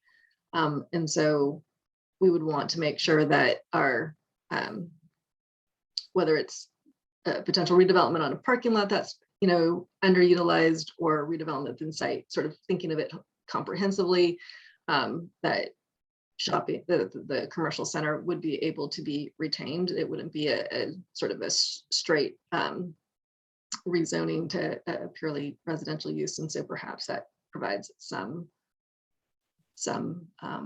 incentive. I don't know. We're hoping to reach out to market rate developers, mixed use developers, to help give us some indications of, what are some of the challenges for developing such a product type. We have a number of projects underway in our specific plan area. We hope to be able to connect with some of our applicants there to learn from their experiences, like, why didn't you develop at the bonus level development? Because there is a base and a bonus, and certainly we see every project in the Bayfront area developing at not only the bonus, but many at the maximum, and then using a density bonus above that. So, what's the right environment? What are the right factors that need to be in place to help create the ability to produce the project and include affordable housing and take advantage of some of these density bonuses, especially since the corridor is on a major transit stop, right? So there's even a greater ability for density. I think that's really key. And I think it's sort of hard for us to opine on the specifics of the policies in the absence of that analysis. I mean, basically, my opinions are that we definitely, just based on the last cycle, we definitely need to change our affordable housing overlay, because in the place that we most would want more housing, it didn't produce any affordable housing, right? So nobody took advantage of the affordable housing overlay in the downtown specific plan area, I believe. You can correct me if I'm wrong. And so there's work to do. And now I'm beginning to understand it. Partly it's because the state density bonus has outcompeted our affordable housing overlay. So I would say we should set a goal to be better than the state density bonus. And I also don't think we should necessarily, I have heard from people more expert than I, that we really shouldn't be increasing allowable density without requiring something in return of the property owners. So be it affordable housing perhaps, or some other thing that we want. Otherwise, somebody could do nothing just knowing that their land is more valuable when they sell it sometime down the road. So I would say the land should not get more valuable unless we get something for it. Does that make sense? So basically, don't upzone unless we get affordable, without demanding affordable housing in return. as sort of an overarching policy recommendation. I was very, very happy to see the commercial linkage fee increase proposed. I joined the Housing Commission the day, and my first meeting was, I had a 120-page staff report to read because that was the Nexus study. And then Nevada and I were on a subgroup to recommend commercial impact fee increases, and those still have not been implemented just because things happen. So I'm very eager to see that done. And I would like us to consider, rather than first choice being the fee, but first choice being the value of the fee in contemporaneous affordable housing. So like first choice would be, you have X amount of dollars you owe us for commercial impact. We would like you to partner with an affordable housing developer, donate land to them, maybe give them some money too, and develop affordable housing, either, you know, right where your development is or in another high quality, you know, like high opportunity or higher opportunity region of the city. Like I wouldn't want, you know, either co-located or in a better place. So I think other cities do that. I think that's what Redwood City was referenced somewhere. Maybe it was in HLC's letter. But I think they have a policy like that that would be worth looking at. And I'm also very glad to see that it's proposed, you know, some of the comparison cities include Palo Alto at $68.50 a square foot or something. I think we're as equally attractive as Palo Alto for businesses. So I think that's a great benchmark for our commercial impact fee and would help us raise significant funds as we're still not significant enough to actually address the impact of the additional jobs, but much better than we're doing right now. So I like that. I like the parking, the waiving of parking requirements in the ways that have been proposed that make a lot of sense. And I could go on. Can we creatively overlap here, Chair Grove, on the Pardon me? parking? Can we creatively overlap right with on the parking? Do you mind if I make a comment? No, I was just going to say, please, people feel free to interject and jump in. Build upon what I'm saying or contradict or whatever you want to do. There are only 4 of us plus staff. Okay. I just want to share with the city that I've been doing a little bit of analysis about particular policies that are supportive of the production of housing, and that all of the ways in which cities can look at parking requirements and then reduce them, you know, have huge impacts on the project budget, on your ability to fit the number of homes that you need for density, and then a lot of other kind of more subtle things as well. For instance, I don't know, I think probably 80% of the projects I've been involved in use the state density bonus law. And when you do that, you are entitled to certain concessions. And mostly you operate with the understanding that one of those concessions is likely going to have to be for a reduction in parking. So to the extent that your city has a parking requirement that is kind of contemporary and will work, you may not need to use a concession for that, which means that it can help you with all of the other things that you're trying to sort of accomplish and balance within the context of your project's review. So I think it's very, very helpful to look at that. And Menlo Park has a pretty high parking requirement, kind of just off the, I think it's in most places, is it 2 for every 1? Which is on the high side, kind of regionally, especially when you get, and I think, you know, with the state new laws at the state level, some of that is waived or eliminated. So it's a little more complicated than that, but it's really impactful to do that and to look at that. So I have a suggestion to the chair that maybe we should go through the numbered question, the proposed policies, and maybe comment on them. I think, would that help staff and the project team if we went through 1 through 8 or 9, however many there are in the staff report? Yeah, that would be great. I think if would you like to share our screen again and have those items up for a quick reference? Yeah. Okay, I think Brittany can or Okay. help share their screen.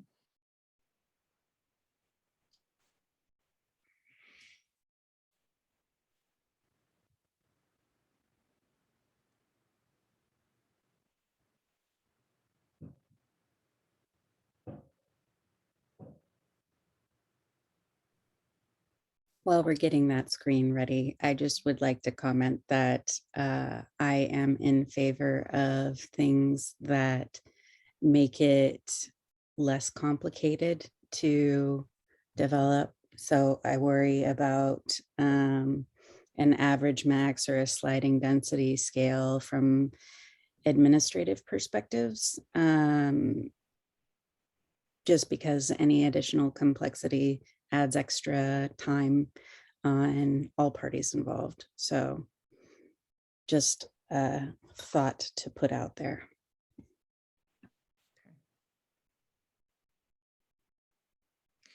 I'm thinking that maybe we should look at the slide that has recommendations 1 through 8. And then your question too, that we just went past, we'll just go from 8 and add 9, 10. If that's all right. I have some notes, and so I can also just guide us through. The first one was about the BMR inclusionary percentage. And it was, should we change them from 15 to 20%? And I actually think it's more complicated than that. I think there are a lot of changes we need to make. And of course, we have an ad hoc committee working on it, and we made some initial modest proposals, but there's so much more we could do. And one problem, I think, is that because we have such income inequality, that the way the affordable, the income, the low income, very low income, moderate income, extremely low income categories are like linearly spread out relative to area median income. But in actual fact, most of the low income people are bundled up at the low end of the scale. And really basically they're not really, our BMR program is not meeting the needs of our low wage earners. So I'm wondering if other cities have, how do we, that it seems like kind of a bigger state, county, everything policy change, but is there anything we can do? Like add, like for example, when a big 100 unit project goes in the Bayside, you would hope that the below market rate units serve the members of that community who are impacted, but they really don't. They're too expensive, even the affordable units. So how can we address that with our BM? The question I would be asking about our BMR inclusionary program is, how do we address that problem? And if we simply make the percentage higher, then we just sort of grow the number of units that exhibit that problem. So another thing to think about is maybe if we can't have it all, keep it at 15%, but ask that rents be lower, because rather than setting the rent at the top end of the qualifying income range, it would be more fair, I think, and better suit the residents for sure, to set the rent at the mid-range of the qualifying income, middle of the qualifying income range, so that people at the lowest end of the qualifying income range can stretch and afford the rent.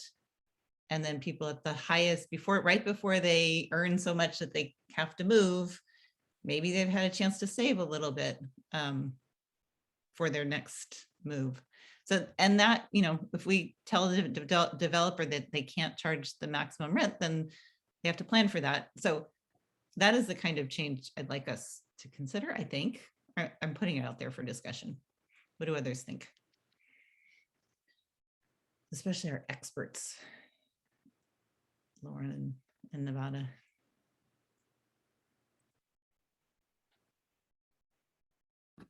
I'm letting Nevada take this one.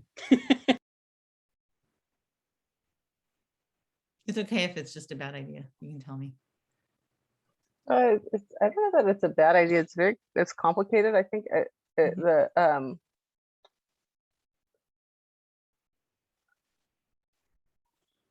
you know, I think to the extent that the city is going to be negotiating some of these project agreements in a programmatic way, that it would be interesting to get city council direction as to whether or not they want to see some lower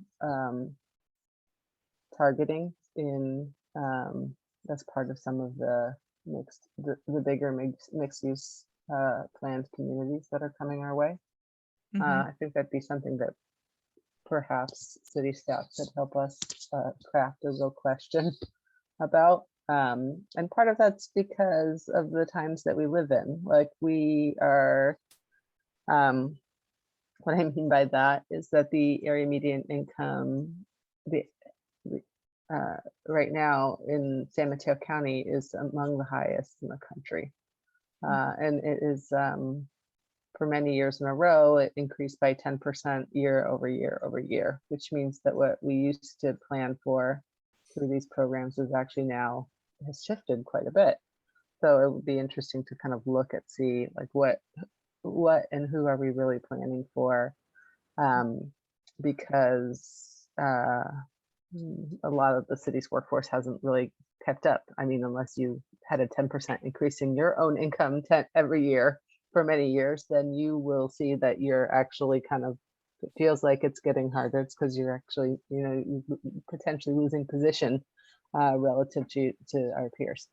And so if we want to solve for that, what you see is maybe not what Chair Grove has suggested, but more that that you look at more bands, so that there's bands is, instead of just, okay, we're gonna plan for this many at 30% of AMI and this many at 50 and this many at 80 and this many at 120, then you look at some of the in-betweens there, because it's also going to be necessary to plan for a group at 40 or 40% of AMI or 45% of AMI. And when you have, when the overall amount of income is as high as it is in San Mateo County, for a family of four is over $100,000 a year.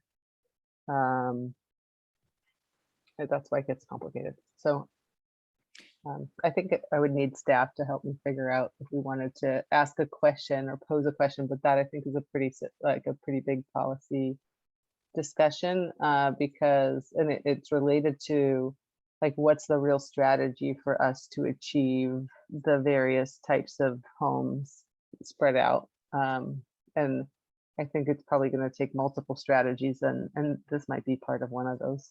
So. Yeah, I think I want to elevate that and ask that question, because I think this is a really well-known problem, certainly a strongly felt problem by the people who are on the short end of it. And I think we kind of are ignoring it. So I think we need to ask the question, how do we serve our low wage earners? And is our inclusionary program the tool, or maybe it isn't? And then we have to recognize that what we're doing is we're serving our low wage earners by offering them 100% affordable housing projects. And not everybody loves that idea. So I think we need to be clear about how we're serving our low wage earners. I think that's right. And I also worry that doing something like lowering rents is absolutely interesting as a concept, and in reality, I would wonder what that would look like when people were signing agreements. Would they be making that decision during the process? Would it be made before then? Like, would that then mean that people would have to lengthen the agreement process to go through a process in which they had to talk about rents and things like that, which makes it harder to develop. But put your So- compliance hat on for a second and try to explain that to somebody who's going to manage it, right? I mean, what's your gut check on that? Oh, Commissioner? that they wouldn't, that It'd they be- wouldn't. It would be a little unmanageable, probably. Right, because a lot of, from the feedback I've heard from the various development communities I have spoken with, it's that we live in a very expensive place. It is very expensive to develop. People still do it because they make a lot of money doing it. But that kind of threshold where it pencils gets smaller and smaller. The more things we kind of ask for. And so I think it's just about balancing these things, you know. So how do we make it more attractive so that we get more housing? And how do we also get more from the housing that we are attracting is what I'm looking for. Okay. Does anybody else have comments on the first item?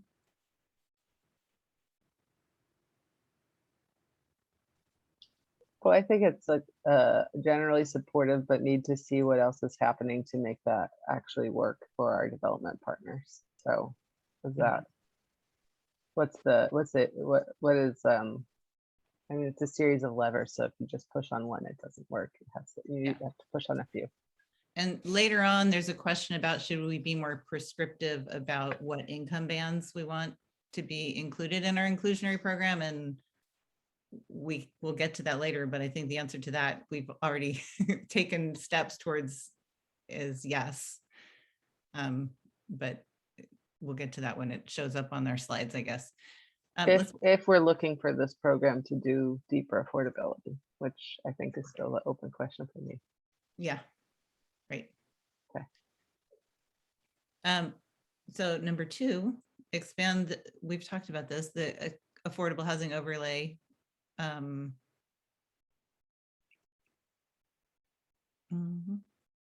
think, have we talked about this one enough?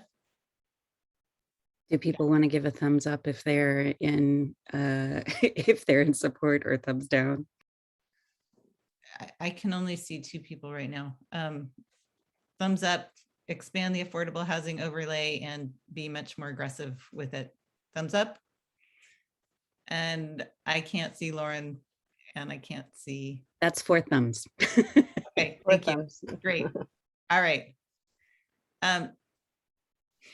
So limit average, these number 3 and 4 sort of go together for me in that it's super complicated and I do not feel qualified to opine on it.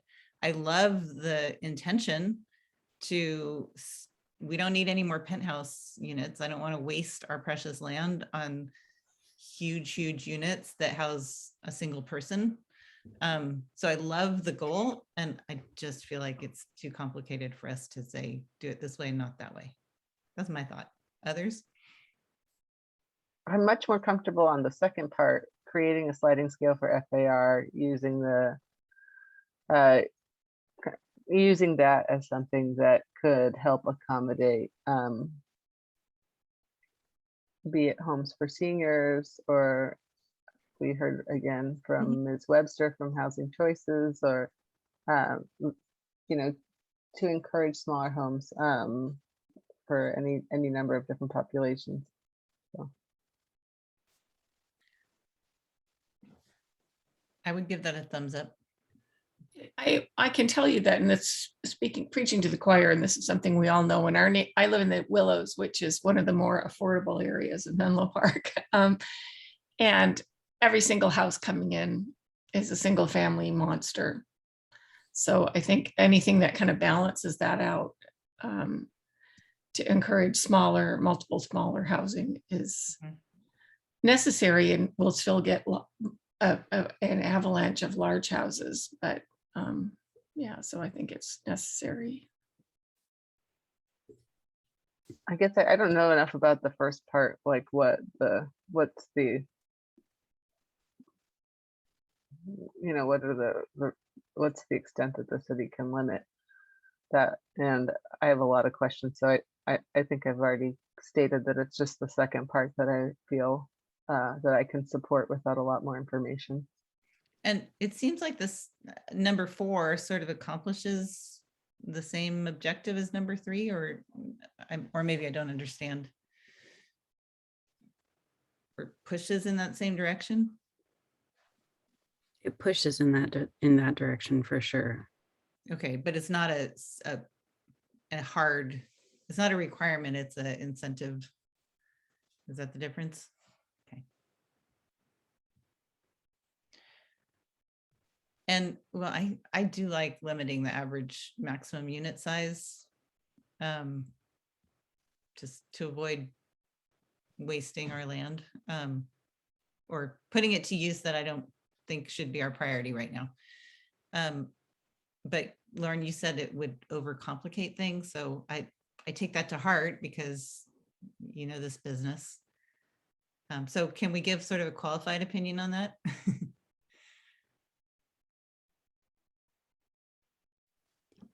I feel like anytime you have to average anything, whereas you're not working with something that is straightforward and there's lots that can be moved around, it makes it more difficult. And I've said it before tonight, you know, what is more difficult to do becomes not done.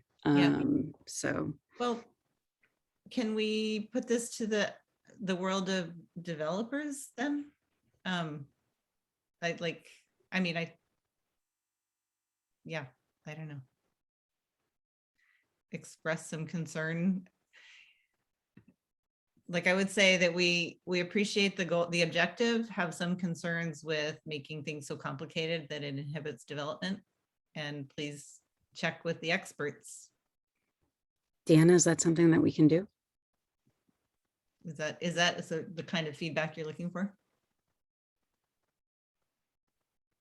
Yes, definitely. And I would echo Commissioner Bigelow, like we don't want to complicate things also from staff from an implementation standpoint as well. So currently we do have a sliding scale for some of our zoning districts. So that has been implemented. So higher density, more FAR you get, so that you're not creating a few small or a few units that are very large. You're creating units, and therefore that's why you need additional FAR. So we already have that in place. Doing the average unit size, it would be a new calculation, but I think you know, and it sounds like there's some potential hesitancy around that. We can certainly, as we talk with more developers, raise that idea if they've, you know, does that seem complicated? Is that something that you've seen in other jurisdictions? The sliding scale may solve for the same thing. I don't think it would limit, like the average limit's not necessarily to limit the maximum size, but if you have some really large units, that means you're going to have some really small units to offset and balance, right, to get to that potential 1250. Heather, do you have a question? Your hand is up. But Deanna, don't go away because I want to follow up on. I forgot to put my hand down. Okay, all right. So Deanna, the development right by the train station where Phil's Coffee is, it's the 3 different parcels that I was so disappointed because they could have put in like twice as many units, but they chose to put in fewer larger units. And when I asked them about that way after the fact, just for information, they said it had to do with not being able to combine the lots. And so anyway, everybody's blaming somebody else. But question for you is was that sliding scale, density scale in effect for that project? And do you understand why it didn't work? If so, or was it not in effect? So the sliding scale that I referenced is not in the specific plan area. Okay. It is applied in our I believe our R4S zoning district, our RMU, which is in the Bayfront area, and I believe it's in the R3 around town zoning district. So it's not applied everywhere. Well, that's encouraging to know that I mean, the reason it didn't work is it wasn't in effect for that development. So thanks.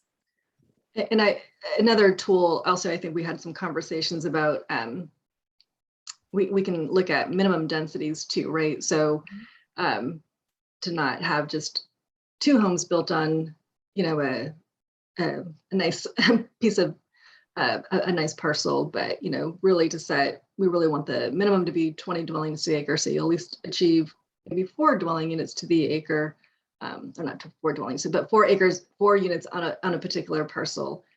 So that's another strategy that we could be more clear about. So some of our zoning districts includes a minimum, so that we don't underutilize our property. Okay, so I think we're all supportive of collectively these strategies to avoid underutilizing the land. And I think we're willing to go with the least complicated method that's effective.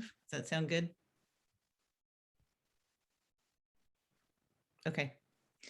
Why don't we move on to the next slide then?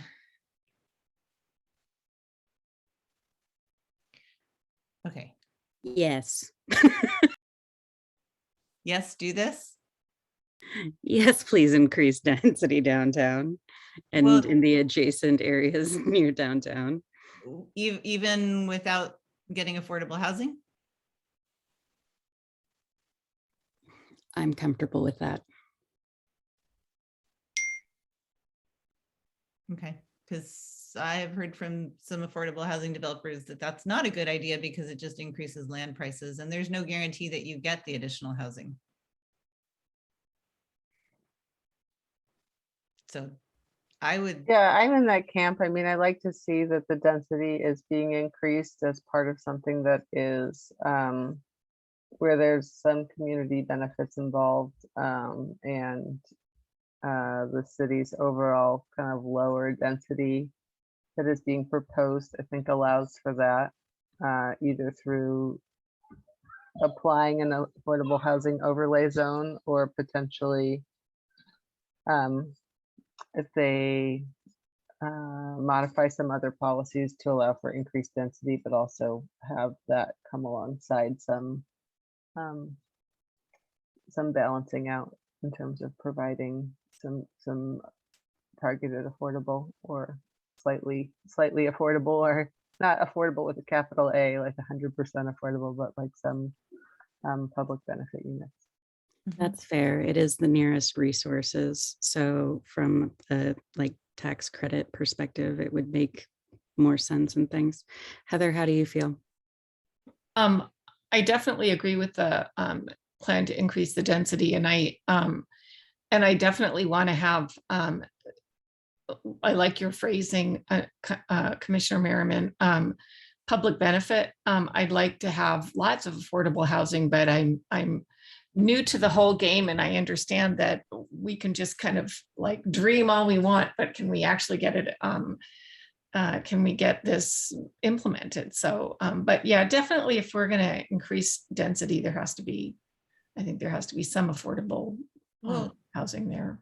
This actually makes me think about the BAE study, which found that the 15% inclusionary is not feasible downtown at our current density. So maybe I'm going to take back what I said, and that we should increase heights and densities at least to the point where the 15% BMR inclusionary requirement doesn't inhibit development. And anything beyond that should come with additional affordability. Nevada. Yeah, and then a third component is just kind of looking to see under AB 1763, et cetera, Like, do we end up, or an affordable housing overlay zone, do we end up having some balance with what's already been permitted through Connect Menlo? So, you know, we have some Oh, very yeah. high density over there. Right. And so I think that's a third consideration. Very valid. Yep.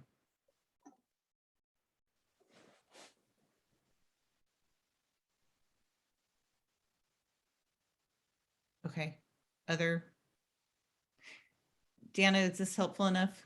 I think I will put forward that there's two concerns that drive us to yes to include increasing base density and height limits. One is equity relative to the bayfront, and also common sense. Like if we can support such high density and heights there where there's no transit, then we certainly can downtown.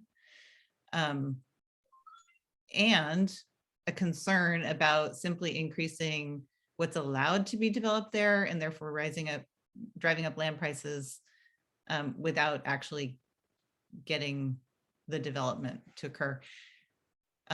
But there's a certain amount that for sure we should do so that at least we get to the point where the 15% affordable BMR requirement is feasible. Yes. Did I summarize our discussion appropriately? Accurately? Yes. Okay. All right, let's move on to number 6. Unless Deanna, you were gonna say something? Yeah. Chair Grove, if I may ask just for a clarification, I heard some conversation around ensuring that there is some benefit to the community when there's potentially higher density. Did I understand that correctly? And then my second, if yes, then so in the specific plan area, there's already the base and bonus level development. So if a developer wants to take advantage of bonus level development, which would allow for higher heights or higher density, they would need to contribute a public benefit. And so just trying to get some clarity around benefit that this group is talking about. How is that part of or different than a benefit at the bonus level for the specific plan area? And maybe this is getting a little more technical, but then I'm happy to. Yeah, I think one of the things, so Commissioner Merriman said that, and then I reminded us, myself and others, that right now the standard benefit of 15% BMR units in a housing development is that community benefit we're not getting because we're not getting the developments because they're not feasible. I mean, we've had a few, but according to the BAE study, that was because the landowners owned the land for a long, long time. So, you know, they've already sort of paid it off or whatever. Or there's a commercial use component, or there's some extenuating circumstance. And so maybe the benefit is unlocked. The base, you know, the benefit that we imagine that we have is unlocked by increasing densities and heights. And then anything beyond that, we would like more benefit from. That makes sense. Like right now we're getting negative benefit at the densities we're at. So potentially increasing the base density to ensure that at least the 15% could be achieved, so that we're at least incentivizing development to occur. Yes. And then above sort of that new sort of base density, then potentially maybe a built-in public benefit of affordable housing if they want to yes, go higher than that. Yes. Did I capture that? For me, you did. Yeah. Sounds good. Okay. Okay, thank you. Great. Next slide. All right. Yes to number 6. Does anybody have a different opinion? Okay, big yes to number 6. I think we talked about numbers. I talked about number 7. Do other people have thoughts on number 7? Big yes to number 7. Okay. And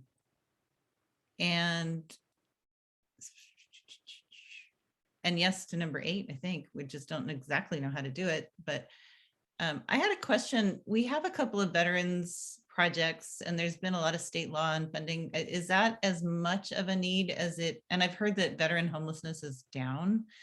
So I've heard that people with mental illness have a very, very hard time. And we've heard that in public comment, finding housing, and that we have about 68 adults with mental illness living with their parents in Menlo Park, and their parents are aging. And they really need some support in their living arrangements.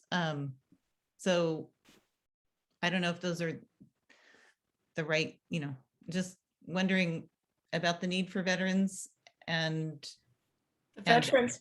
Oh, sorry. Oh, and I would, and wonder if we can add people with mental illness and large families as our specific groups, special needs sort of to target. Go ahead, Heather. Well, I think that having all of these in my family, you'll find that veterans frequently encompass the other two as well, like one of the other two as well. They'll have some sort of mental illness, they'll have some sort of physical disability, they're aging, they're becoming seniors. So, and I think that there's a lot of programs for veterans, but they're kind of disparate and hard to kind of navigate. So I think it can't hurt to include them. And I'm wondering if they can be like intersecting. So like, we don't have to have a.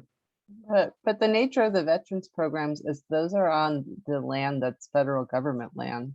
And Okay. It's not city directed, if I'm not mistaken. So it's really kind of like a different set of policy objectives, because I mean, they of course coordinate with the city, but it's really an entirely different process for evaluating the needs, and the federal government goes through a process of looking at where they have excess land on their campuses and where they have folks that have VASH vouchers that can't get them placed in the market, and that's how they do their market analysis as to how they're going to kind of get motivated to enter into their long-term leases that they have. So I think that that's a little bit outside what the city, it'd be my opinion that it's a little outside what the city housing element should weigh in on, because it's like a different level of government's work there. But I'd be happy to have if staff has a different opinion. What about HUD VASH vouchers? I guess that doesn't really, well, housing element, right? Well, I mean, to Heather's point, if we plan for housing for people with disabilities, for seniors, and for people with mental illness, then that opens the door for veterans to get into housing that isn't like siloed for veterans. Maybe they don't want to live with a bunch of other veterans. Maybe they want to live with, people who aren't that, whatever. It opens, then that is available to veterans. That sounds like an opportunity for a conversation with Veterans Affairs. Yeah, and veterans. We could have that. Also, mental illness qualifies as a disability. So just saying.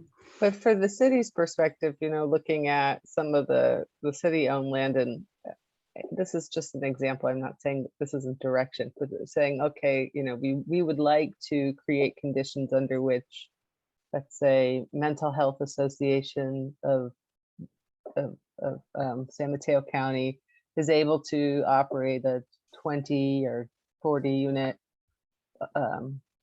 property, develop and operate. They could decide to do that in response to the need that's been assessed. The city could decide to set up an RFP process looking for that. If that was considered to be a group that had some kind of priority and that we wanted to accommodate. So I think that there's quite a few groups that are like that, and that some of them aren't necessarily groups that would want to be where it's 100% of the whole project is going to be dedicated to that. But it seems as though in either the actual projects themselves, in terms of project concept, the city should have some ability to move that forward if it's a priority. Mhm. Chair Grove, if I may. Yes. So staff and I met with the Veterans Administration, Mhm. and we got some very good feedback from them. One of the things that are particular to veterans, like Commissioner Leach has said, is they kind of cross various groups. And so they could be a senior and have a disability and so forth and so on. So, I mean, it's kind of a very particular type of group that has some special needs. The VA administration has both on-site and off-site services that they provide. And so as part of that conversation, having specific housing that's either near their VA or easily accessible to the VA through, public transportation, they thought that that would be really beneficial. Thank you very much. I appreciate that. Have you talked to NAMI of San Mateo County? Carolyn Shepard made a public comment at one of our meetings, and I met with her, and I hear what you're saying, Lauren, but I think there's another perspective, or there's a group of people with mental illness who do not qualify for as having a disability, or for programs that are meant for people with disabilities. So I feel like she was identifying a gap.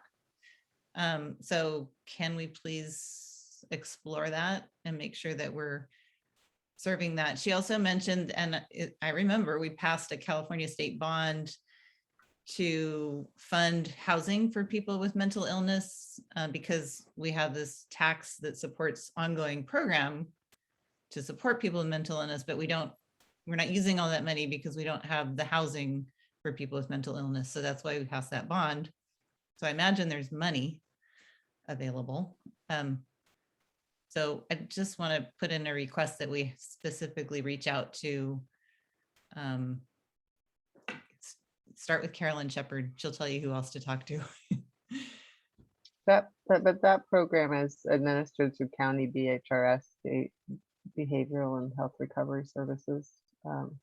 So, because in addition, that money that's available, you typically also need to line it up with county services, because they're consumers of county mental health care services. So, okay.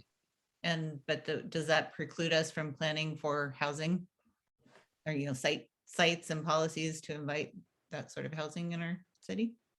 I'm just sharing the county group that is the steward of that. So okay, got it. In case it's helpful to staff. So. Mm-hmm.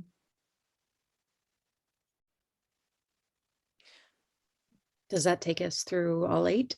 That takes us through all 8. And then there was a question, are there additional policies? And we have mentioned some, like additional tenant protections.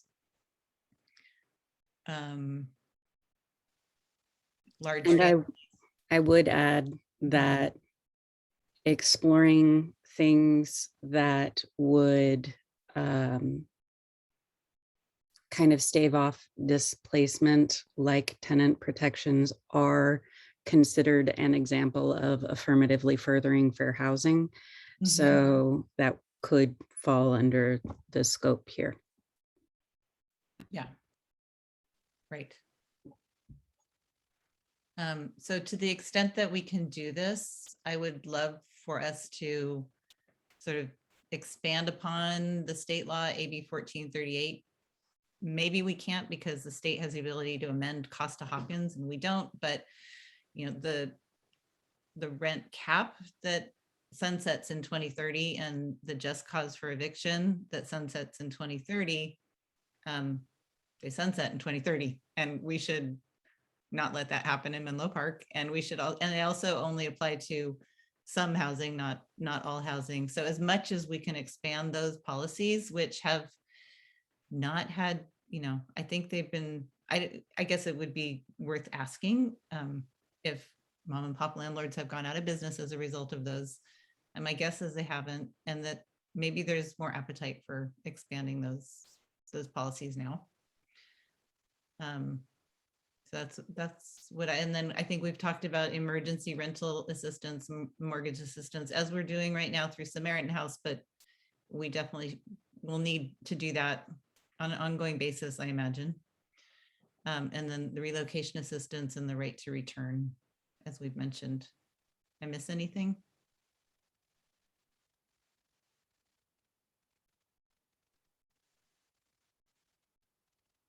I mean, there are other things that are little things, but tenant relocation assistance and just cause and rent caps are the thrust of a lot of stuff. There's also like a fair chance ordinance where people can't ask about criminal background is something that people are exploring now. That's I think that I would support that. And I also just brought up the email that HLC sent us. They have some good suggestions that I would endorse.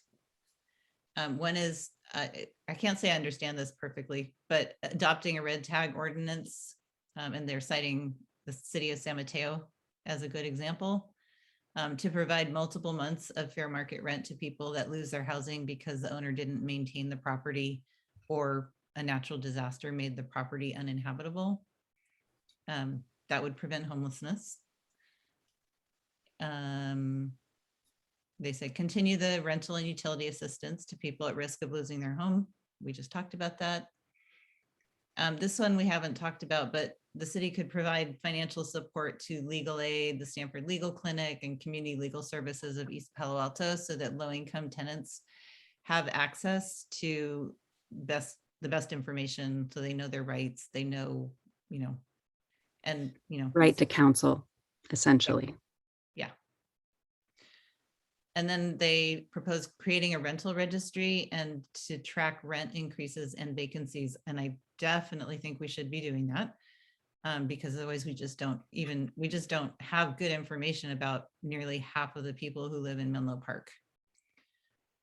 And if you want any information on all of these things, I've done an analysis of them for my day job. So I'm happy to talk to anybody on staff about this stuff. Excellent. There's one more that they proposed. Maybe you have this analysis of this too, tax vacant homes, especially if we're going to rely on ADUs to meet a portion of our housing, of our RENA numbers. Because pool house doesn't actually house somebody, but it is often, or I don't know, often could be what an ADU ends up being used. I have a friend who's building an ADU for her car. So, because she couldn't get permits to remodel their garage, but she can get permits to build an ADU. I mean, I had to bite my tongue, but she doesn't live in Menlo Park, in case anyone is wondering. So any others? And how do we feel about that? I just read the HLC list of policies. I endorse them all. Does anybody have comments? I thought the HLC list was good. I think we have probably a little bit of outreach to do about preferences, especially neighborhood preferences and anti-displacement strategies. And I was wondering if there's any kind of housing trust fund, local trust fund that applies to this city. Can you say what a housing trust fund is? I know that some cities have them and that they have been funded by the state, and I don't recall ever hearing about one here, and I'm curious if there's one that I don't know about or anything of that nature, but it's it's something that is a consideration for this particular arena cycle. I just don't know if it applies to Menlo Park.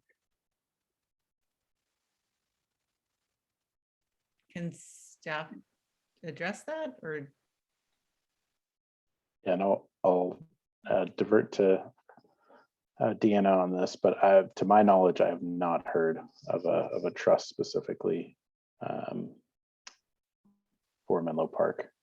But Okay, Deanna, so some please correct cities me if have I'm- it, and then that means that you have money to do interesting programs. For instance, you could do an ADU program that's targeted at, maybe low income and moderate income renters, financing an ADU program. You could have an ADU program that would help people figure that out, or any number of other housing programs that you could maybe bolster through a contract with a third party or some other type of city program that would make it easier to maybe bring that particular type of niche housing online. And you're referring to people, owners who are moderate or low income, not renters, not the tenants of the ADU, correct? Well, no, you would build the ADU and you would then say for 10 years or 15 years that I'm going to rent it to somebody who is moderate or low income. So, Okay. those programs exist. There's third parties that help. Can I offer a friendly amendment that we offer benefits to people, and this Housing Choices made this recommendation that if they promise to rent them at extremely low income? Like, I don't really think we need an incentive to get people to rent their ADU. Well, I'm not saying that that's my top priority for a local housing trust fund. I'm saying that's what I've seen other folks do with theirs. Got it. And if we had one, it would be interesting to think what we might want to do with ours in terms of just getting some support. Menlo Park is not a city of San Jose or San Francisco. It's not one of the big Bay Area cities. But maybe there's some way to join forces with other groups that are offering solutions that would work for us. Heather, you had. I brought it up at one of the first meetings, and I don't know if this is the purview of this, but what about safe parking lots or safe areas for people who are living in vehicles or vans or RVs? Our area in Menlo Park has a no parking overnight ordinance. You get ticketed, and I think that's the case in a lot of Menlo Park. I don't know if that's what we do here, but it's I did some research on this and fractured inefficient research, but I did not find evidence of a safe parking, safe sleeping parking lot in Menlo Park. Again, maybe this isn't this area. Maybe this is what we do. I don't know if it is something that the housing would, if it fits within the housing element. I support the idea. Yeah, maybe that's a different department, and we're hoping the housing element precludes people needing to do that. Yeah, exactly. That's why I have little misgivings of planning for failure, sort of. But it's also harm reduction. So is that helpful input if we say that we like, it's in like, it seems like a no-brainer to find a safe place for people to sleep, to park their cars if they need to sleep in them. But it clearly isn't. People have opinions. And so I know it will take a lot of time and resources just, to get a consensus. Yeah. It's more of an emergency housing sort of thing, maybe. Yeah. Okay. Is that something that we should be discussing tonight, or are we getting a little too far off track, Deanna? Sure, I would say homelessness and housed are topics that can be addressed in the housing element. Mm-hmm. We did have a meeting with the San Mateo County Department of Housing, and homelessness was discussed at a very high level. They did mention, I think, Redwood City having such a program for sort of the safe parking lot, and something that, you know, we could potentially explore. I would say this conversation would be sort of in the second bucket of not necessarily part of the affordable housing incentives, that kind of the 1 through 8 that we just went through. But if there are other policy areas that you would like the project team to explore, then this would be a great opportunity to hear that. So, so if there's some feedback, guidance. So it falls under your primary question number 2. And yes, let's put that on the list. Yeah, That's good. and it's really good to know that Redwood City's done it, because then maybe we don't have to reinvent the wheel. Mountain View and Palo Alto are exploring it as well. Great. Should we move on to other questions? Okay. On number 3, Heather, your hand is still up, so I'm happy to call on you, but it might just be from before. Yeah. Okay. Number 3, as mentioned, the Housing Commission has an ad hoc that's working on at least phase 1 of, yes, we should be more prescriptive, but there will be room for improvement upon whatever we come up with, because we really want to get something done in the near future. And therefore we're limiting the scope of what we're going to propose so that we can get something through without a whole lot of controversy. So I would say we want to be more prescriptive. I think I have a difference of opinion, respectfully. I really like the Redwood City ordinance, which actually offers flexibility and keeps it pretty simple. And then in response to that, the city housing staff works to try to meet their targets kind of with specific developments. And I think that well, it's working. They're producing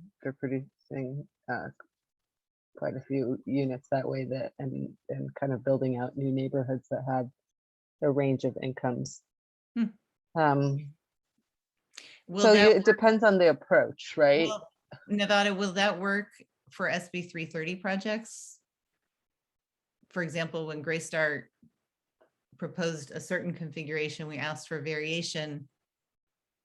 They were reluctant to draw outside the lines at all because they thought they would lose their SB 330 protection. But maybe because Redwood City is so straightforward and simple, it would protect them and also allow us to have that flexibility. But I like your idea. I think we want to make sure that it works in the context of SB 330 projects. Right, and I think that there's probably not total consensus amongst the commission about where it's, you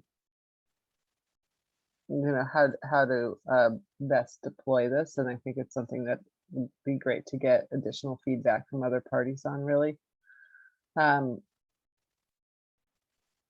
know, because the Greystar development, for instance, cannot obtain tax credits. So when we ask them to bring in to target very deeply, that's a lot of subsidy going into just one home. So I mean, that's what I mean, that it has to be kind of part of a bigger strategy for how all of the different income levels, how the city intends to promote that. So could we ask then for more conversations with stakeholders about how restrictive being prescriptive is?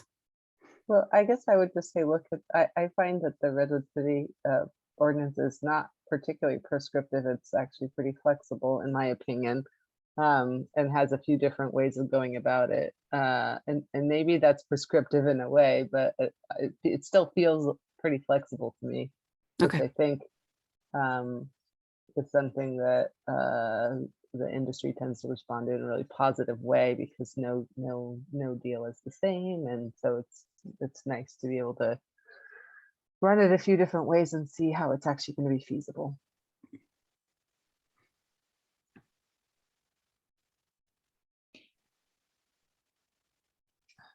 I want to ask a question. No, I'm not gonna. I don't think it's appropriate, so I'm not going to. That is really good input. It's a little different than the direction the ad hoc committee has been going. And maybe that's what you're alluding to when you say the commission has a divergence of opinions on this. But the commission, like I said, the ad hoc committee is doing something timely, and we have a chance to revise it as part of the housing element. And I respect what you're saying, Nevada. So is that enough on item 3? Deanna, do you have a sense for where we are? Basically, we like Redwood City. Yeah, I was getting a sense that there's kind of a mix of opinions, but if there seems to be consensus around the Redwood City model, which I need to look further into, but I think some of the Redwood City model is sort of in our current kind of with that equivalent and the way that we calculate. Except they say that a moderate income unit is worth 0.5 point and a low income unit is worth 1 point and a very low income unit is worth 1.5 points. So it's like super clear. There's no like we have to calculate subsidies, blah, blah, blah. It's just easy math, right, Nevada? It's pretty easy, yeah. So you basically have to do more if you're going to do moderate to higher levels, and you can do fewer if you're going to go to the lower levels. Yeah. So it's basically the same, but their implementation is crisp and clear, where ours just says or an equivalent mix. And thankfully, Rhonda had a really clear way of interpreting that, but that was her. It's not really written in the guidelines. Yeah, it creates like doing it creates doing a calculation that's very developer based. And because then you would go and figure out from your pro forma, like what is the overall amount of money that the lower rents is basically, it's an amount of income that's coming off of your project that, and so you would then try a few different configurations to basically hit that same amount. Whereas I think the Redwood City one would be easier for people to do, especially in the various ways the state is suggesting streamlined stops throughout the city process, that you could maybe go in ahead of time and anticipate that, and that'd work out better. Thank you. So what I'm hearing then, so with respect to question number 3, and it relates back to, I think, question number one with regards to the BMR ordinance. So one is about percentage, and then one is about the mix of units. And so instead of being prescriptive of saying X% to each particular income category, it could be we're still targeting, say, low, but it could be potentially mixed and match with a more prescriptive criteria of like what point system is being used for each type of type of unit. Yes, right. And I think that would work in conjunction with another Redwood City policy, which is that their commercial impact is linked to actual development and land dedication or donation of extremely low, deeply affordable housing that meets the special needs in each project. I think is spec'd in by the city council, or approved for a specific target, if I'm right. Like, so it could be ELI, very extremely low income, very low income, and low income to attract tax credits, or it could be supportive housing for people with disability or whatever is needed, but is linked to the commercial development as a first choice, and the fee would be a second choice.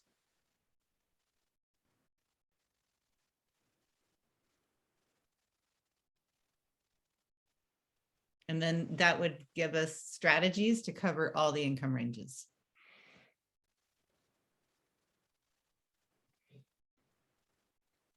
All right, are we ready to move on? I think we've addressed number 4 already. Yes. And number 5, I think. And I think number 5 is the same as the number 2. Well, I mean, just the last one, I mean, just to reiterate kind of where I started, that the whole city infrastructure needs to respond to this. Yeah. And hopefully we can do that in a way that where we really are kind of looking holistically or at the various different city departments that will need to respond, and trying to understand, you know, what they're going to need to be successful. And I'm going to add one more thing, which is referring back to the public comment that Michal made about the development ratios, and also references Misha's email with a bunch of math about, like, it gets to the inputs for the EIR. I think we really need to know, where are we targeting 100% affordable, and where are we targeting to get our affordable housing from inclusionary requirements? Because if we're any affordable housing that we're getting from an inclusionary program means a much higher number of units. And so until we know that, I don't feel like we've really gotten any insight into how the project team is quite gonna, I mean, I know it's very iterative, but I think that sort of conundrum has been highlighted a few times. And so anything you can offer to us about your process around that would be helpful, just for our understanding. And then addressing like the 3% probability of development versus 10 to 20%, or, you know, whatever we have on our charts, like, yikes. How do we address that? I think it's brilliant to use history to predict the future, and it sounds like that's an innovation in this field, but makes sense. Thank you, Chair Grove. So that was a lot of the conversation that the City Council had on October 26th, and wanting to dive a little bit deeper into the sites and have this conversation that we're having today about, you know, affordable housing, and how do we actually incentivize the production of affordable housing, and not just have a zoning density that meets the box, you know, and that's not our intent. You know, we want to see the affordable housing develop. So that is something that the project team is working on, so that we can bring back to the City Council for review and for further conversation around a preferred land use strategy. I'll also like to highlight, following the City Council meeting on October 26th, members of the City Council provided additional questions to staff to help further clarify questions, or to get some clarity around questions that they had. We did address the questions in an information item that was presented to the City Council last night. So it does start to answer, I think, some of the questions that have been raised, but certainly more information needs to be prepared in order for us to bring that back to the City Council. Yeah. So I read that, and I feel like there's still some, like I said, I understand it's iterative, and I don't think you quite really answered all the math questions, you know, especially about like inclusionary, how, you know, how are we counting total number of units if we're meeting our affordable housing targets through inclusionary strategies? But I trust you'll get there. But I did see that. All right. Do you have the answers from us, or the direction or input or whatever you need? Is there anything we haven't addressed? I think this has been really helpful, and thank you for taking this special meeting on so that we can start to have these conversations. You it is an iterative process. We know that we're going to be having more conversations with the commissions. The city council will be going out to a community meeting as well to help share these ideas and get feedback from the community, and continuing our conversations with housing developers and service providers where we might have gaps. And so thank you for providing some additional information. And Commissioner Bigelow will probably be reaching out to you as well. It sounds like you had some good information that you can share with us. So yeah, I'd like to, if the project team, if anything else that we're looking for this evening from the Housing Commission. No, we appreciate that you addressed all the questions and had some thoughtful discussions. All right. Thank you. With that, let's see, I have a little script to make sure I'm saying everything I'm supposed to say. I think I'm ready to adjourn. Mike, do you want to just coach me? Because I don't have layers of documents on my computer. That's correct, Chair Grove. We can adjourn whenever. Right. With that, the meeting at 9:17, the meeting is adjourned. Thanks, everybody. Have a great evening. Everybody. Happy holiday.